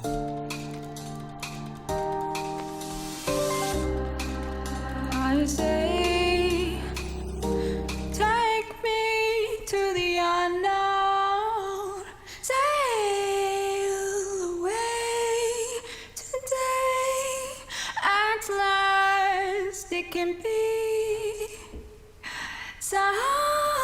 You might have like a little bit too much distortion or something on there. I think it could be a little drier, honestly. I can't really dive into this chain because I don't have half your plugins, but maybe lay off the compression and distortion a little bit and go for more of a dry signal. Sounds really good as it is, but if I had to make an improvement, that would be it.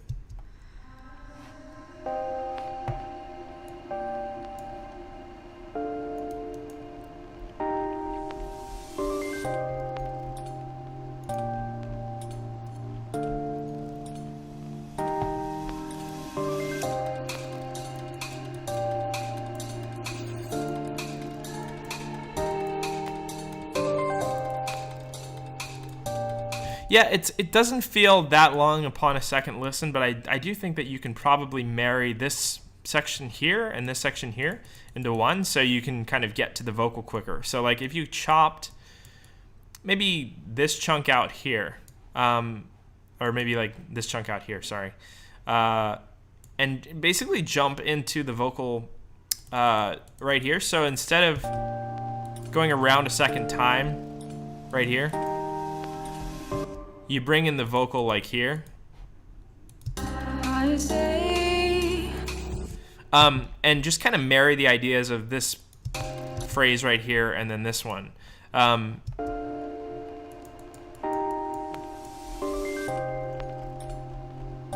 But I don't know, because the timing feels really nice as it is, so I don't know, just an idea. I'm just thinking about like sensibility as far as releasing the song goes and people listening to it. A lot of people like to hear the vocal like immediately, and that's what drives them to listen, so. The spacing feels so good in the context of a record, though, it'd probably be fine.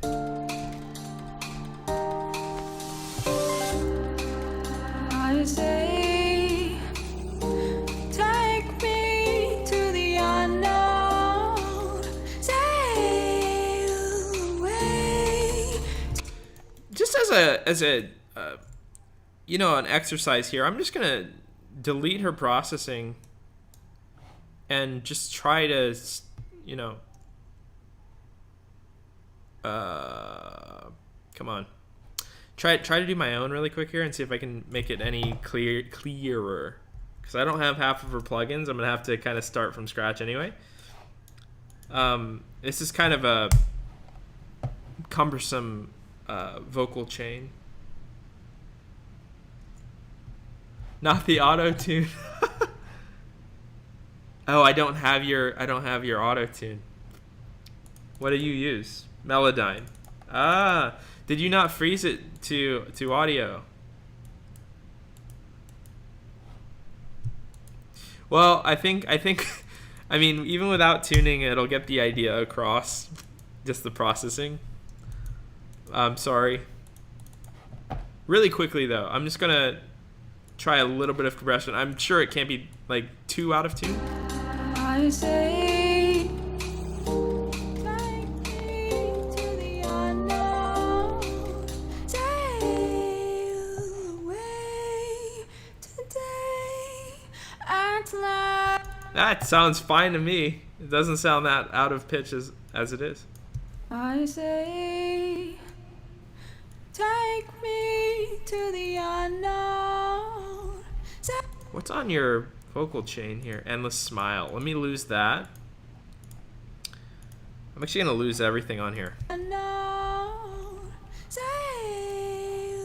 away today. Yeah, I just want to keep the high end, to be honest, and then maybe a little bit of compression. It's very quiet, so I'm just going to turn it up.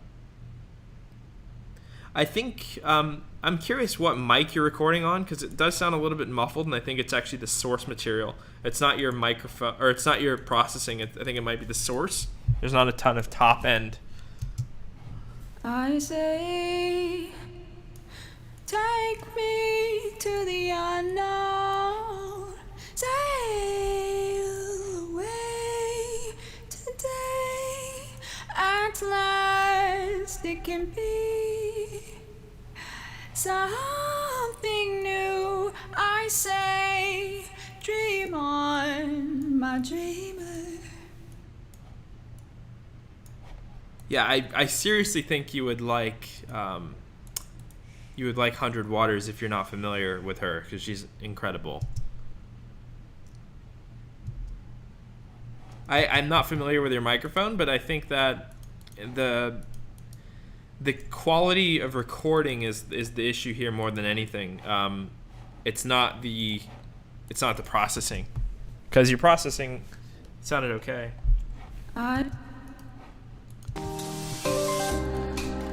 I say, take me to the unknown, sail away today. At last it can be. And let me see if I can lose this vocal automation volume.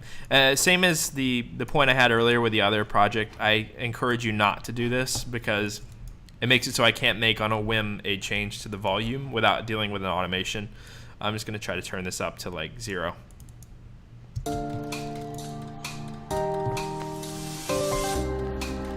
I say, take me to the unknown, sail away today. At last it can be something new. Yeah, that's pretty. And you have some send and return channels here. I'm going to check these guys out. I don't have your delay. I do have your reverb, I think, because somehow there's reverb on here. What is that? 1, 2, 3. Yeah, Valhalla Vintage. Take me to the unknown. Sail away today. At last it can be something new. I say, dream on, my dreamer. All I want to do is sail away today. I say, take me to the unknown. Sail away today. At last it can be. Some of these syllables are like much louder than the others too. At last it can be something new. I say, dream on, my dreamer. At last it can. It's not far off from what you had. It's just a little bit clearer. And a little bit of OTT might actually help you here. It's a free plugin from Xfer. It adds like sharpness, a certain sharpness to your stuff. Maybe dial it in like to 10, 15% and give it a high boost. I say, take me to the unknown. Sail away today. At last it can be. Yeah, I think I would look into other microphones because your voice sounds beautiful and the processing is fine. I think it's just the microphone recording. Something new. I say, dream on, my dreamer. All I want to do is sail away today. Your vocal backup stuff is so stunning too. What is some of your inspirations? Do is sail away today. All I want to do is sail away today.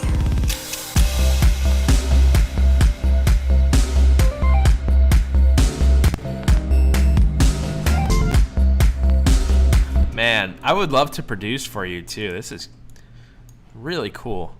Again, I don't like the kick buildup. I think it takes away from the groove of the song, and I also think that you shouldn't interpolate the rhythms like that. Ah! Ableton crashed. Nice.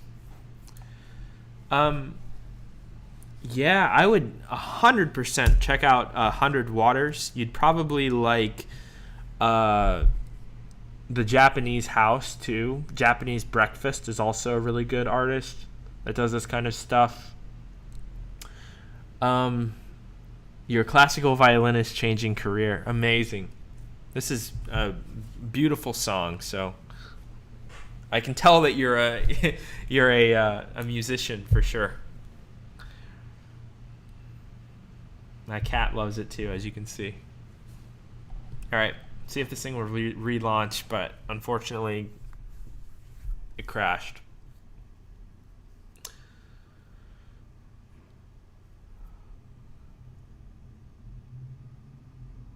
I'm trying to think of like the best example I can give for like a song from 100 Waters. There's a song called Particle that's really cool, and there's a song called Communicating. Those are my two favorites. I think you would probably like those a lot. All right, I'm going to try to restore this and then save it because we've worked on this for a while now, but really amazing song. If I'm not wrong, you're one of my new mentor students, and I can't wait to have a session with you and work on this because I think it's really, really cool.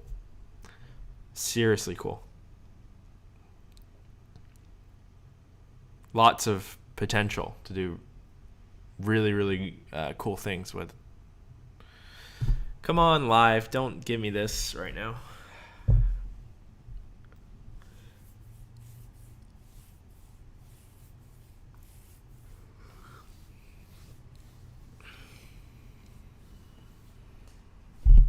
Yeah, dude, I can't wait to have a session with you. That's so cool. Come on, Ableton. Ableton's having a fit right now. Look at my cat.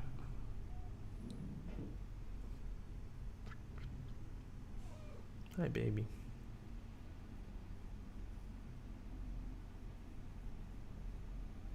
Isn't he cute? Restoring live set 91%. Get me to that 100%. All right, cool. Yeah, let me go ahead and save this before I break something else. All right. But that was an amazing song. This is the kind of stuff I like to listen to. More alternative indie electronic stuff, much more than like the dance floor stuff. Super cool. All right. 100% gang. Floor gang. All right. Saving it. Go ahead and collect all and save too.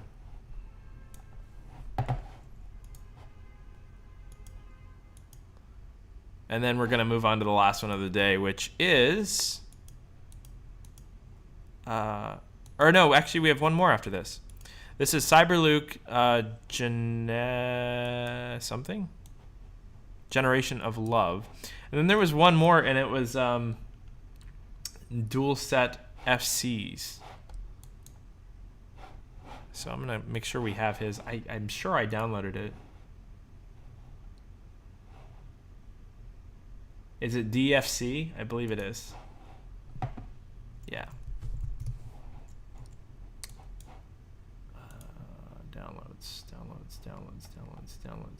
Downloads. There it is. If you couldn't tell, I've been doing some Wii U modding.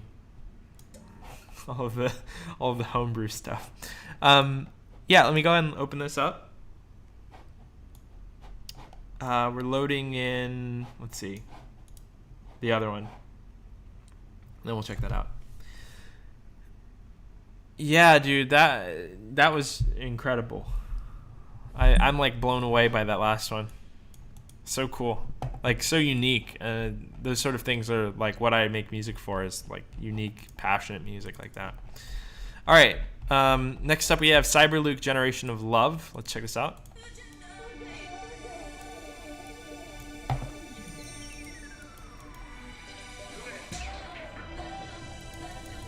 Nice.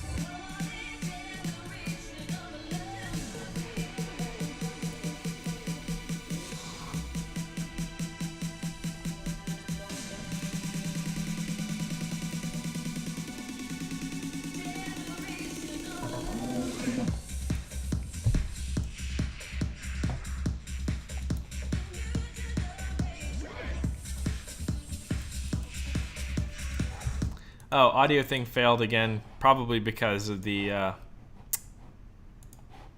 yeah, when live crashed. Here we go.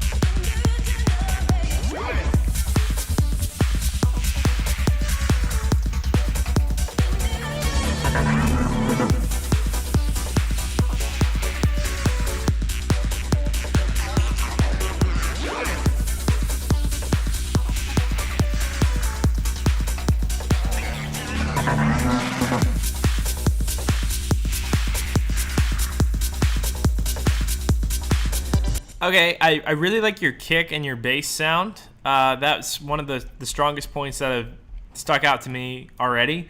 There's a lot of harmonic discrepancy here. There's a lot of stuff that's not in the right key. You might want to double check all of that.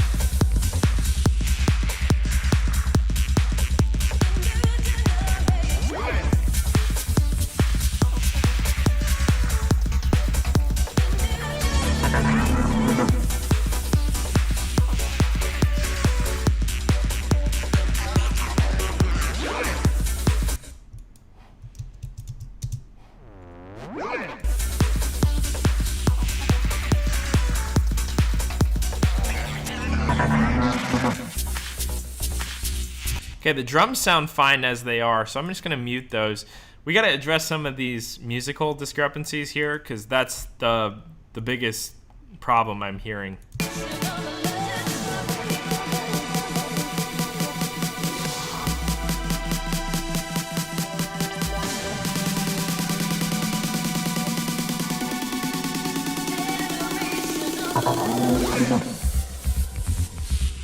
Yeah, this is a totally different key from this part. We have to commit to a key really quick. So let's see if we can find where that bass is. I think that should be our basis to build the song on, and then everything else should transpose to that. Or maybe actually let's start with a vocal. So I feel like the vocal is the most important piece in this scenario.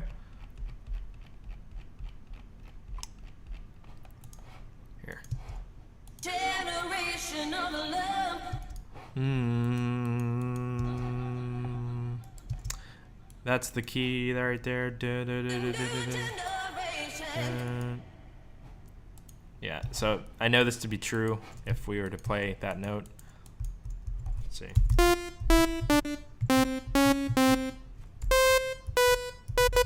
That's the key of the song. I only know that because of like years of practice. I have pretty good relative pitch.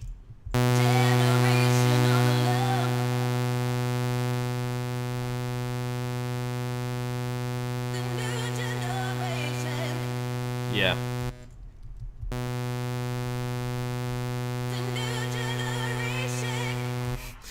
The saw wave is frightening my cat. That's funny.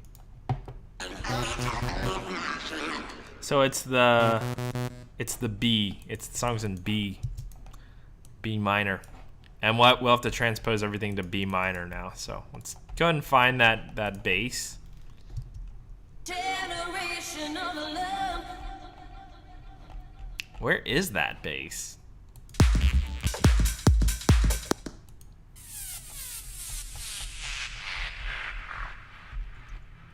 Like seriously, I can't find it.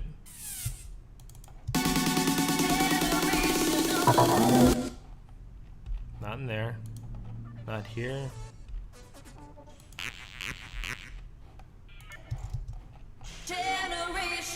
Is he in the chat right now? Because I can't find his bass sound. This is nuts. Ah, there it is. Yeah, it's not the right key.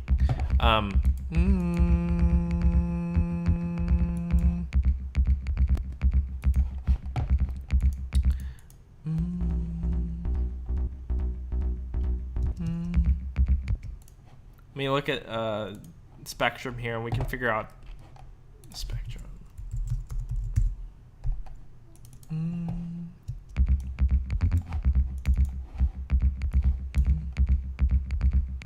Yeah, that's a C. That's not a B. That's a whole. It's a half step sharp. So we actually need to transpose this whole sequence down.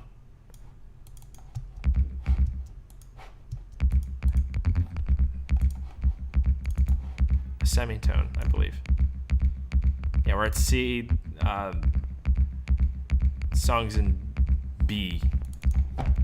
So we need to transpose these. The problem is I don't have this processing. So what I'm going to do is just duplicate it and freeze it. Flatten it, rather. And we'll hope this works. If if you're watching this, whoever's song this is, Cyber Luke, make sure to just transpose your original and then sorry, -1. Transpose your original and then you can keep your effects chain intact. This is just to fix the problem. Yeah. And if I'm correct, this should actually be a B and then a E, which is fine. Cool, that works now. So if we play the vocal into it now, it won't sound wrong. Generation of love. Cool. Let's go ahead and listen through and see if we can find other stuff we can tune up. I think this might be a bigger undertaking than what it's worth in this video, because I can go track by track here and tune everything for you, but I think it would behoove you to just, you know, tune everything up yourself and then submit next time.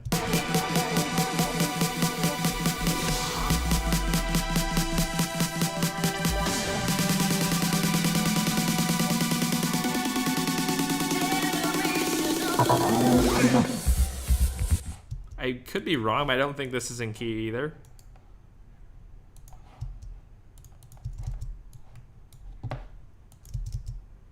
I don't have that instrument.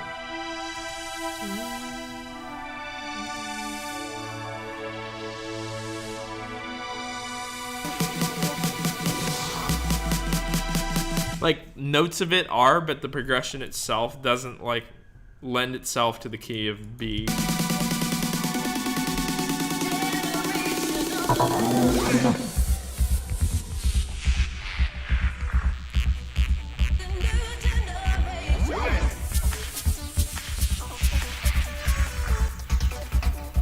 Where's that bass?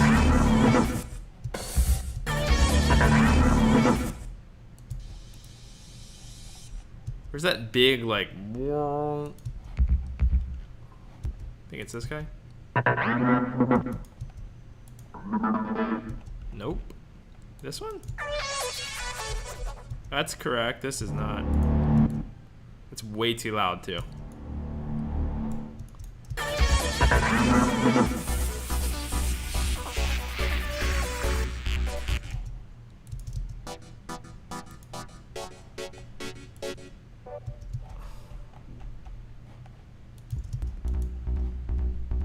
Yeah, okay. And then the bass is just quiet.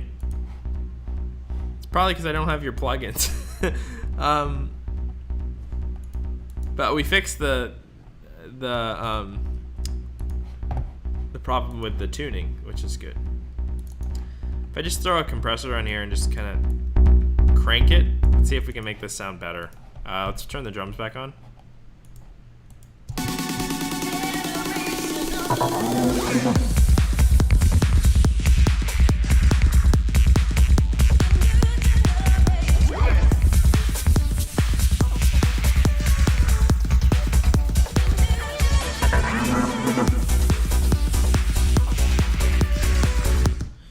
I think that you're going to have to go through this project and kind of sort things out. It's really hard to tell what anything is here. And it's making it really difficult to work on because things aren't labeled or things aren't, organized in such a way. Also, you might want to go through and double check that the stuff's in key, because stuff like this, it does have a key, and it's labeled here actually G, B flat, B flat, and you want to make sure you transpose them all into the key of the song, just so you can maintain a sense of like, okay, the song's in B, because right now there's a lot of different moving pieces that I could sit here and transpose for an hour, but I think it would be better off for you to just to do that and then submit it again in another stream. Yeah, the general idea is really cool. I love that, like, double time 142 chug, almost like a psy bass hard dance feeling.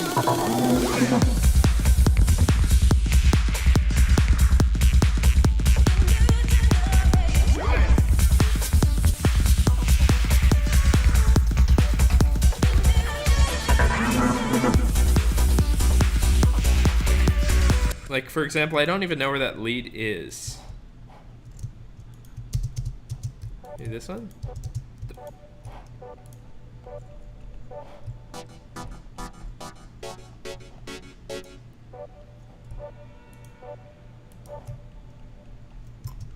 Yeah, I don't know. You'll have to go through this project and kind of sort it out a little bit better. I'm having a hard time finding anything in it. And also, a lot of the stuff's out of key, so it's like I hear it, and I know that needs to be changed, but I can't find it. That one's correct. I'm going to turn this one way up.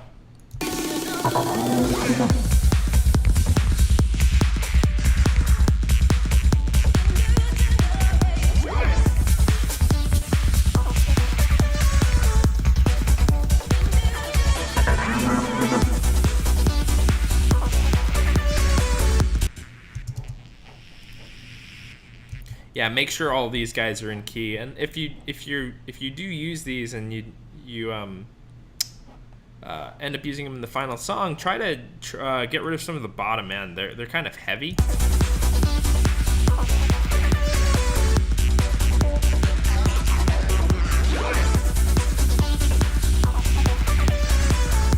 Super cool idea though. I'm in love with this 140 stuff at double time. It's such an unrepresented genre these days, and I think it's really cool. Really cool core of a song here, but I think that's about as much as I'm going to work on it. Okay, and then we have the last one of the day, which is DFC Shimmer. Let me go ahead and unzip this. That didn't work. Downloads. Let me try it here.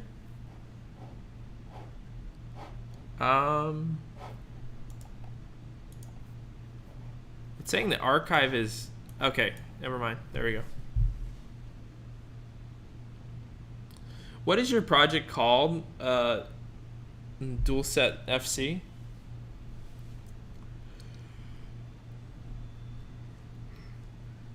No matter. It should take a few seconds and we'll be good. Look at this cat. All right, cool. It's almost there. Yeah. So Cyber Luke, great job.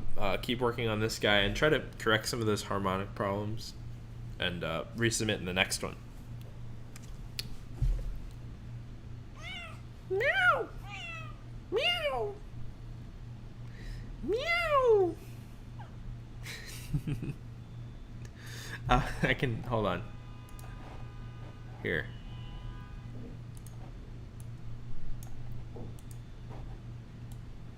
Show you my cat.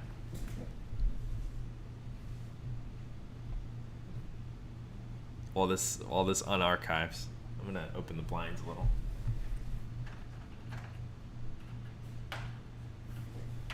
There. Oh, okay. Almost there. It's still going. He's just chilling. He's a good cat. Juno's his adopted name, but I've kind of retrofit the meaning to be like the synth, obviously. Like the synthwave 80s like mecha synth that everyone uses. Hi. He's also named Mr. Cat. When I was adopting a cat, I was like, I really want to name him Mr. Cat, and I couldn't bring myself to change his name to Mr. Cat. So that's his legal name now. His legal name is Mr. Cat. His legal name is Mr. Cat, but we call him Juno. No, just kidding. I think his legal name is actually like... I can't think of what it is, but it starts with a J. Like on his papers, it's a different name, and his previous owner changed the name again. So, yeah.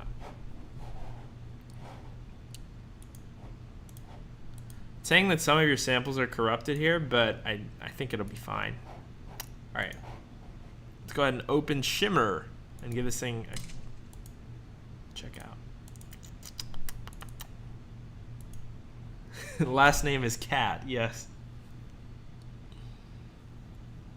Cool, he chills in his spot rather than your keyboard. Yeah, I used to have like a picture frame here and like some other stuff, and the cat would just jump on my desk and sit right here. So I just put his bed here, and now he just sits here. Because it's the only compromise. Otherwise, he'll be like begging for my attention all day, and it's really annoying.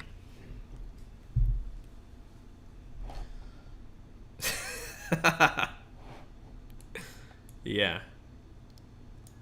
All right. It says some of the samples can't be loaded. That's fine. Yeah, let's go ahead and give this thing a listen.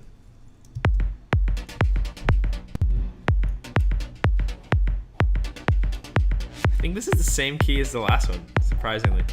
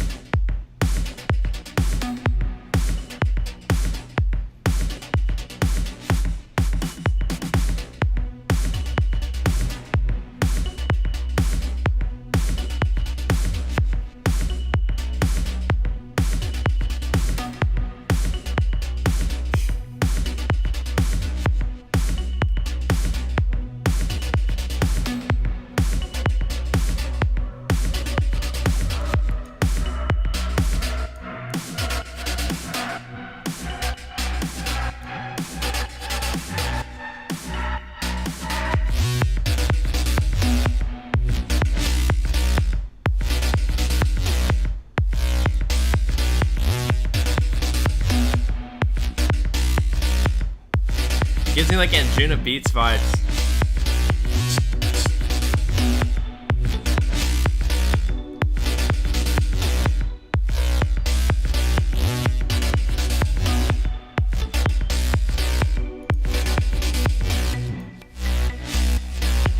Yeah, I'm actually lacking your samples. Unfortunately, I don't know what happened, but they got corrupted through the zip.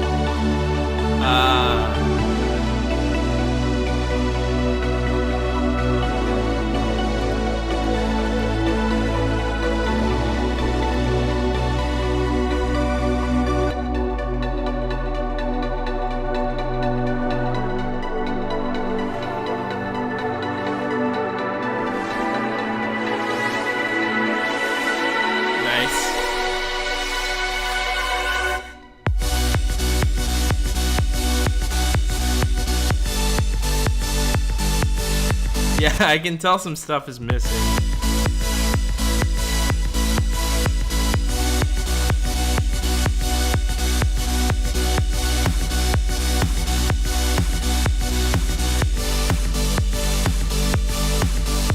If you have an export of this guy too to send, I'll play that on the stream. I still have to play Tidris's actual one as well.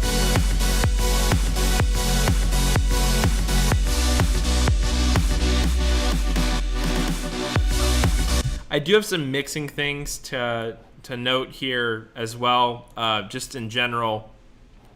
even with the missing stuff aside, I think your kick and your snare in the intro is like significantly louder, like 20 decibels louder than your basses.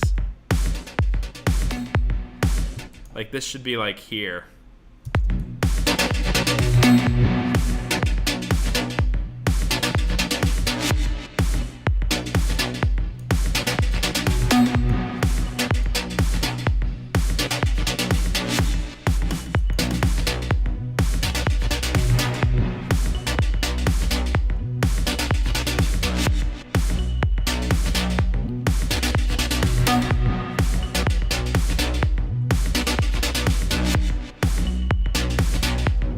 Yeah, I really want to hear this like totally like filled out and actually exported properly, because the missing samples aren't doing this justice, but I can tell it's good. I would also, it's a kind of a subjective change, and I think it's more of a musical preference, but I think that this would work much better at 128 or 126.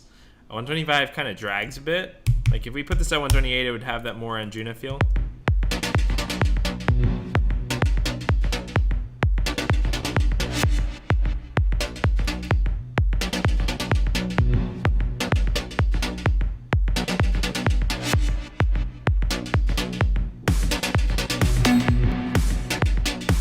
The snare is also really quiet relative to the kick.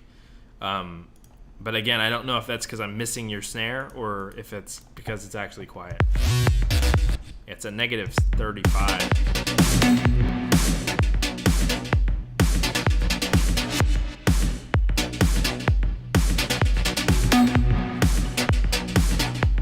Maybe even like 126 would be a good compromise. Like slightly faster, but not as fast as like 130.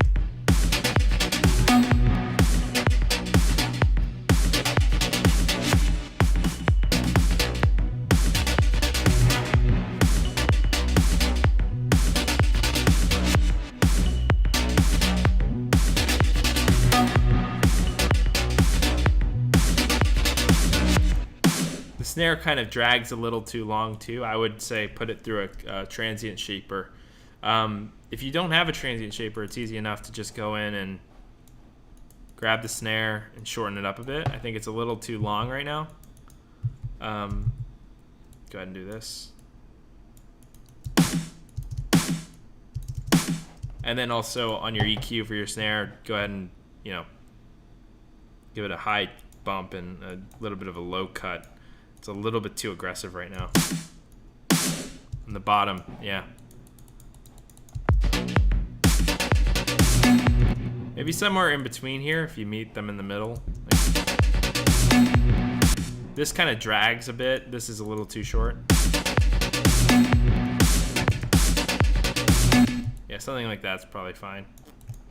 Much easier with a transient shaper, but I don't know if you have one, so I don't want to like use it and give you the project back and not have it.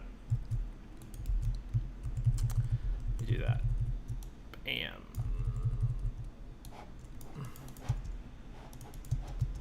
And then also, I'm thinking this like is begging for like a nice bass filling out the bottom. I'm assuming you do that later.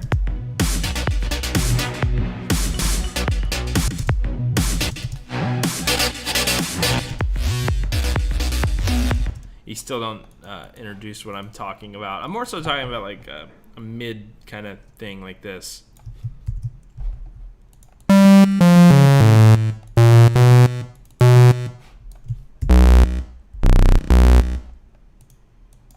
Turn it down and then maybe give it some filter.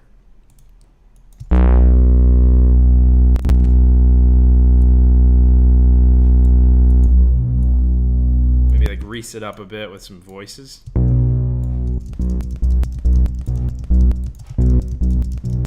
Turn it down and then put like a side chain.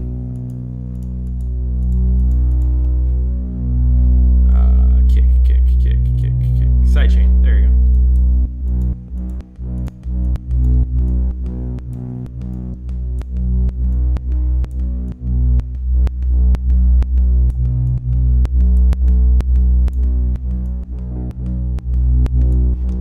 feel like it's actually terrible, so I'm gonna try a LFO tool instead. Assuming you have it, a lot of people do. If not, you can use the sidechain like I just had.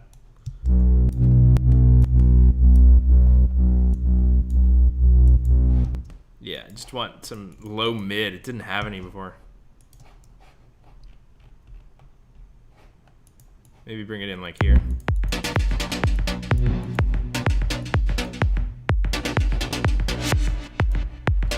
Yeah, even with the sub that you add, I think it doesn't have any low mid.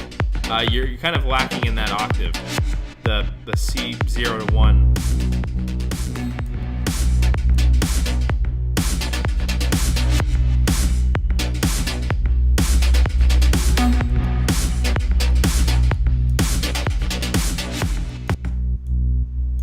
That region there. I'm curious, what do you have on your master that's putting this up like 30 decibels?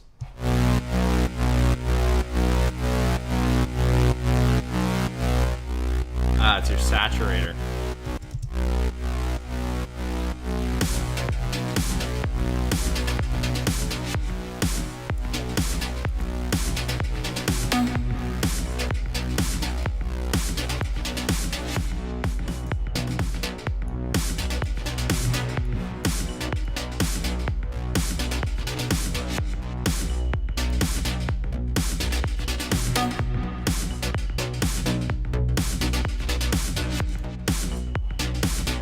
Maybe something like that. I don't know.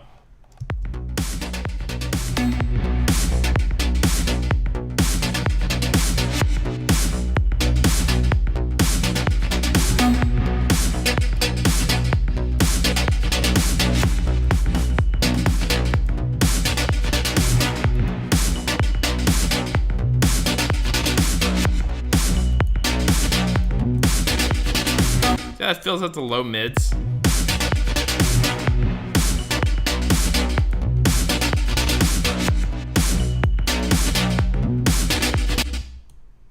Sub sounds good. Like the bottom sounds tight, but the rest of it's kind of just not full enough.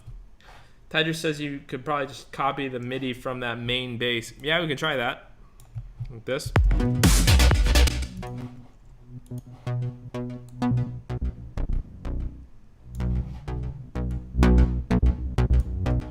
Yeah, you got some wonky stuff going on with your master. There should never be a time where I'm at negative 38 and it sounds quiet.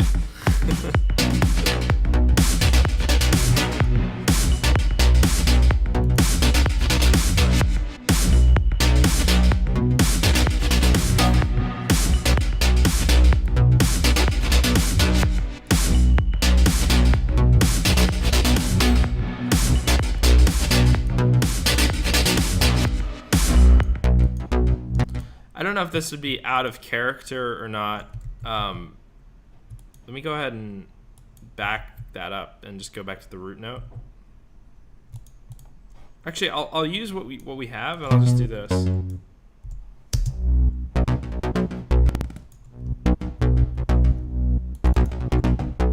And just do this.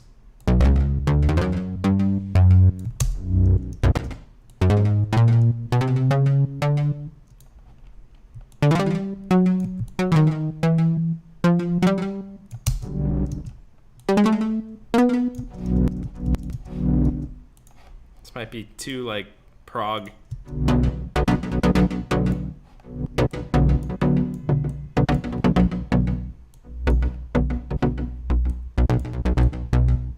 See, we need the one for the bass, then we need the one for the top, but I don't know, it's just an idea. Like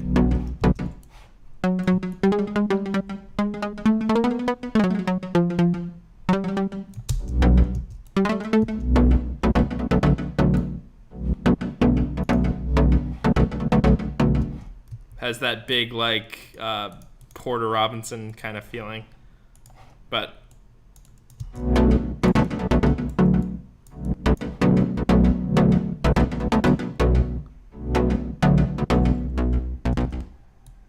it's going through like some sort of distortion on your bass group though, and it's coming out really loud, so I'm not gonna do that. If you want to try this method and try like a pluck in there, like, which I think would be cool.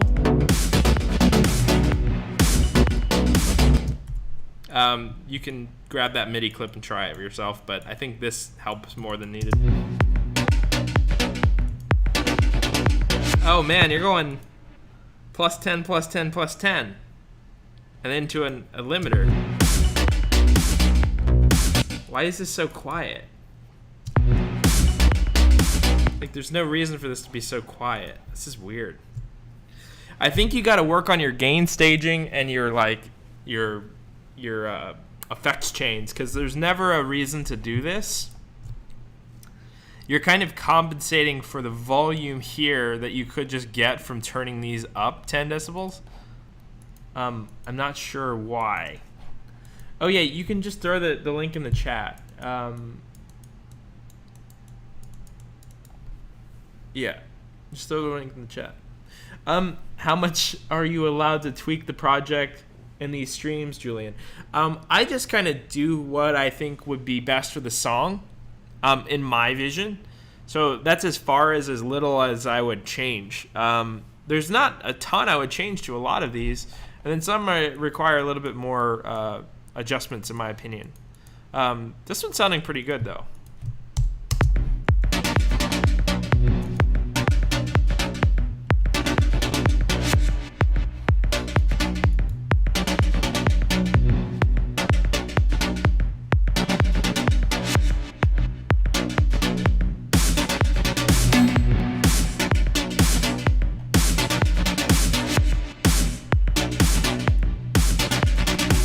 I encourage you, he said that the project was really low in volume, so he slapped gain on the master. I would just encourage you to try to not do this. Instead of mixing at like -30, -20, try to do this all at like -8.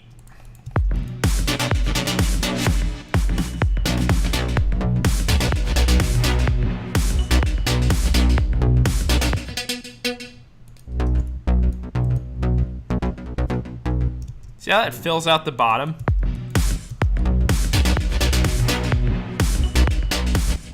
I almost feel like it was better as an eighth note, though. It adds a syncopated groove.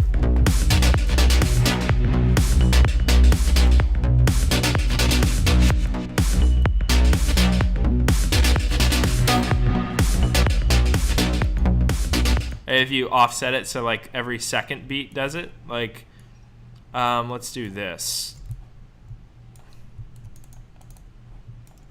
And we set this to a quarter, or I'm sorry, a half. I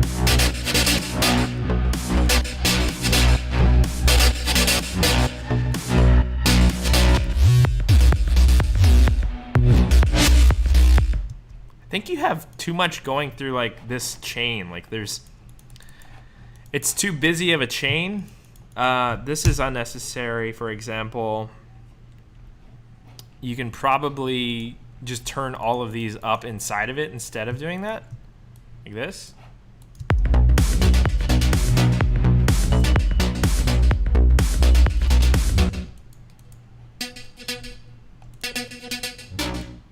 I love that fifth you have here, whatever it is.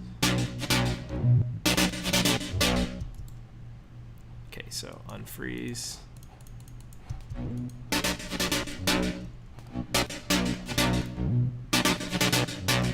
I don't have minus. Oh, yeah, I do.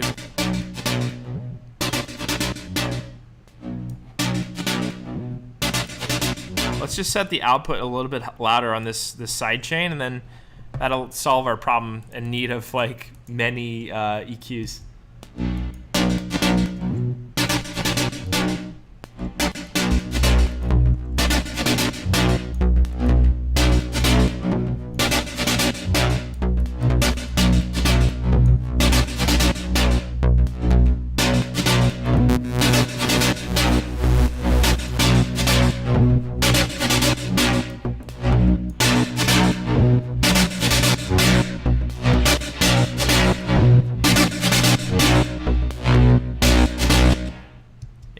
Cool. Just put all of these in. I want to hear how all of them sound together with the bass channel.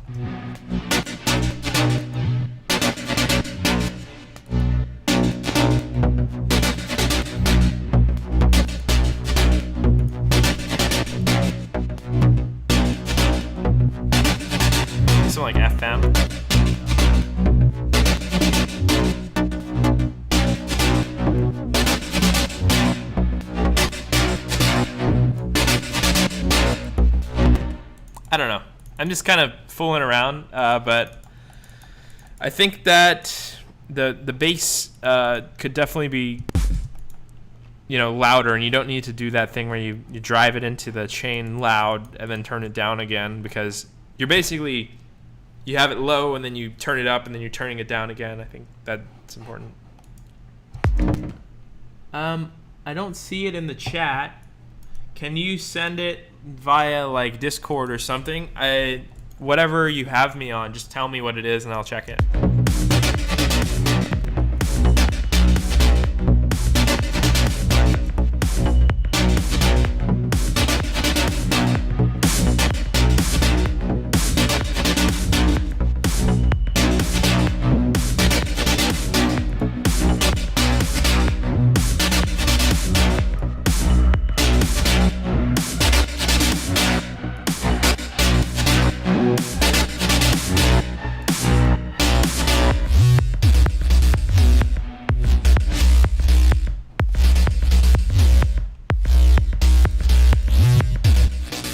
Yeah, same for this guy. Just turn it up.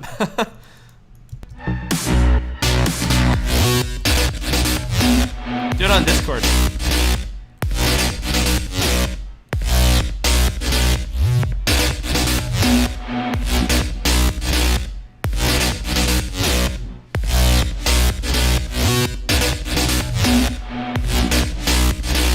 Yeah, see how much better that sounds now? Like all the elements like at a higher volume and just not going through a maze of volume change.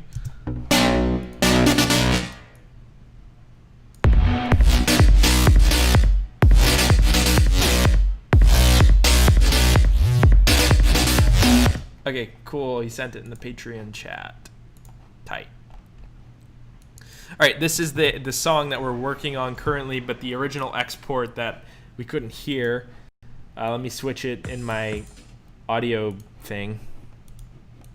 There has to be a better solution for this, but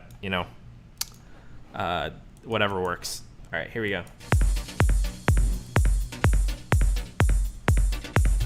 Yeah, same issue here where the intro's too quiet.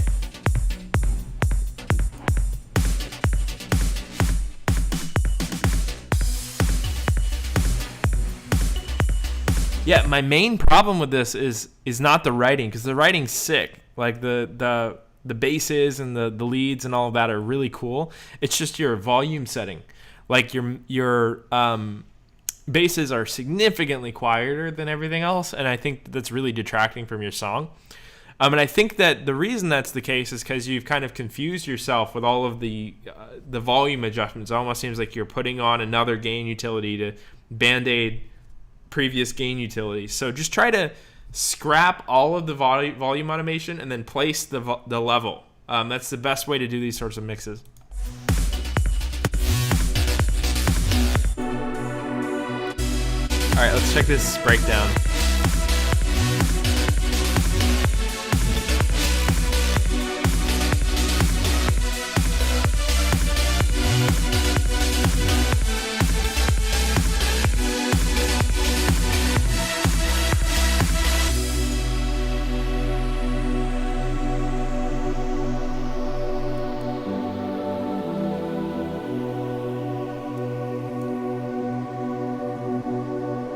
Yeah, it's super nice.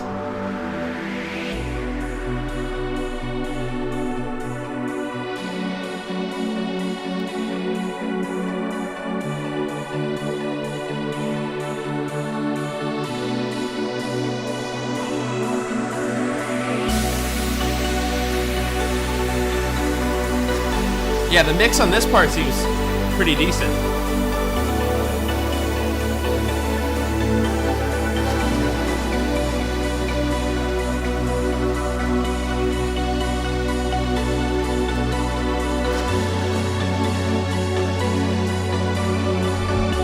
I love your melodic writing. Super cool.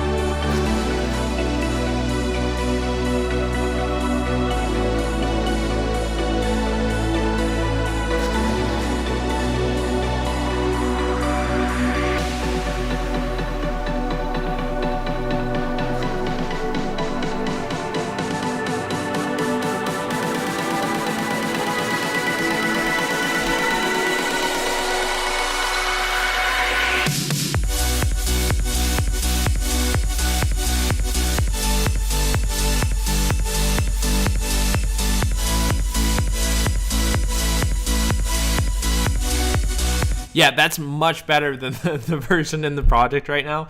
I think that it's still lacking some mid-low in the drop section, especially on your sides. It feels like you don't have any sort of like nice warmth to that pad. It just feels very tinny and top-endy. I would say just add in a MIDI note in the bottom and try to, fill out that section, octave 0 to 1 like we discussed in the intro part, with some sort of pluck or something.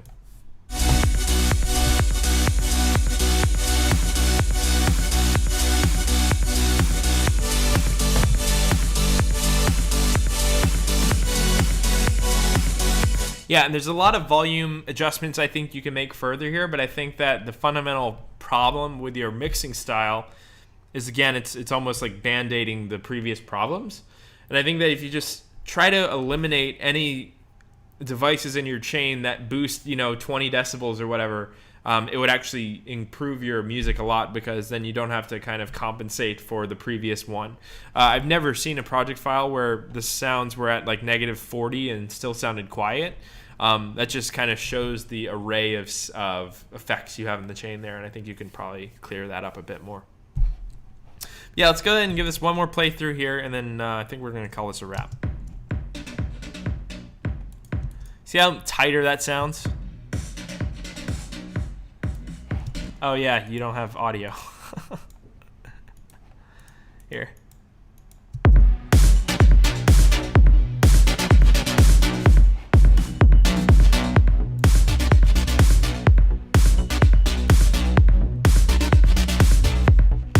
It's still not as full as it could be, but it's definitely getting there. I think maybe try to redo your mix on this guy. Just erase all of those big volume adjustments and try to get a more normalized mix. Yeah, guys. Anyway, we've been streaming for over 3 hours. I think that calls it a wrap. Thank you guys, everyone who submitted today. I think we had some incredible songs today. As usual, guys, thank you again for submitting, and thank you for supporting on Patreon. It really does help the channel, and all of your support helps me and helps my cat Juno, create music and create videos for you guys and create content for Graydient and all of those things. So thank you for supporting on Patreon. If you want to be a part of next month's stream, make sure to go and pledge over on patreon.com, and you can submit your project files next time. So I'm Julian of Julian Gray Media, and I will see you guys in the next one.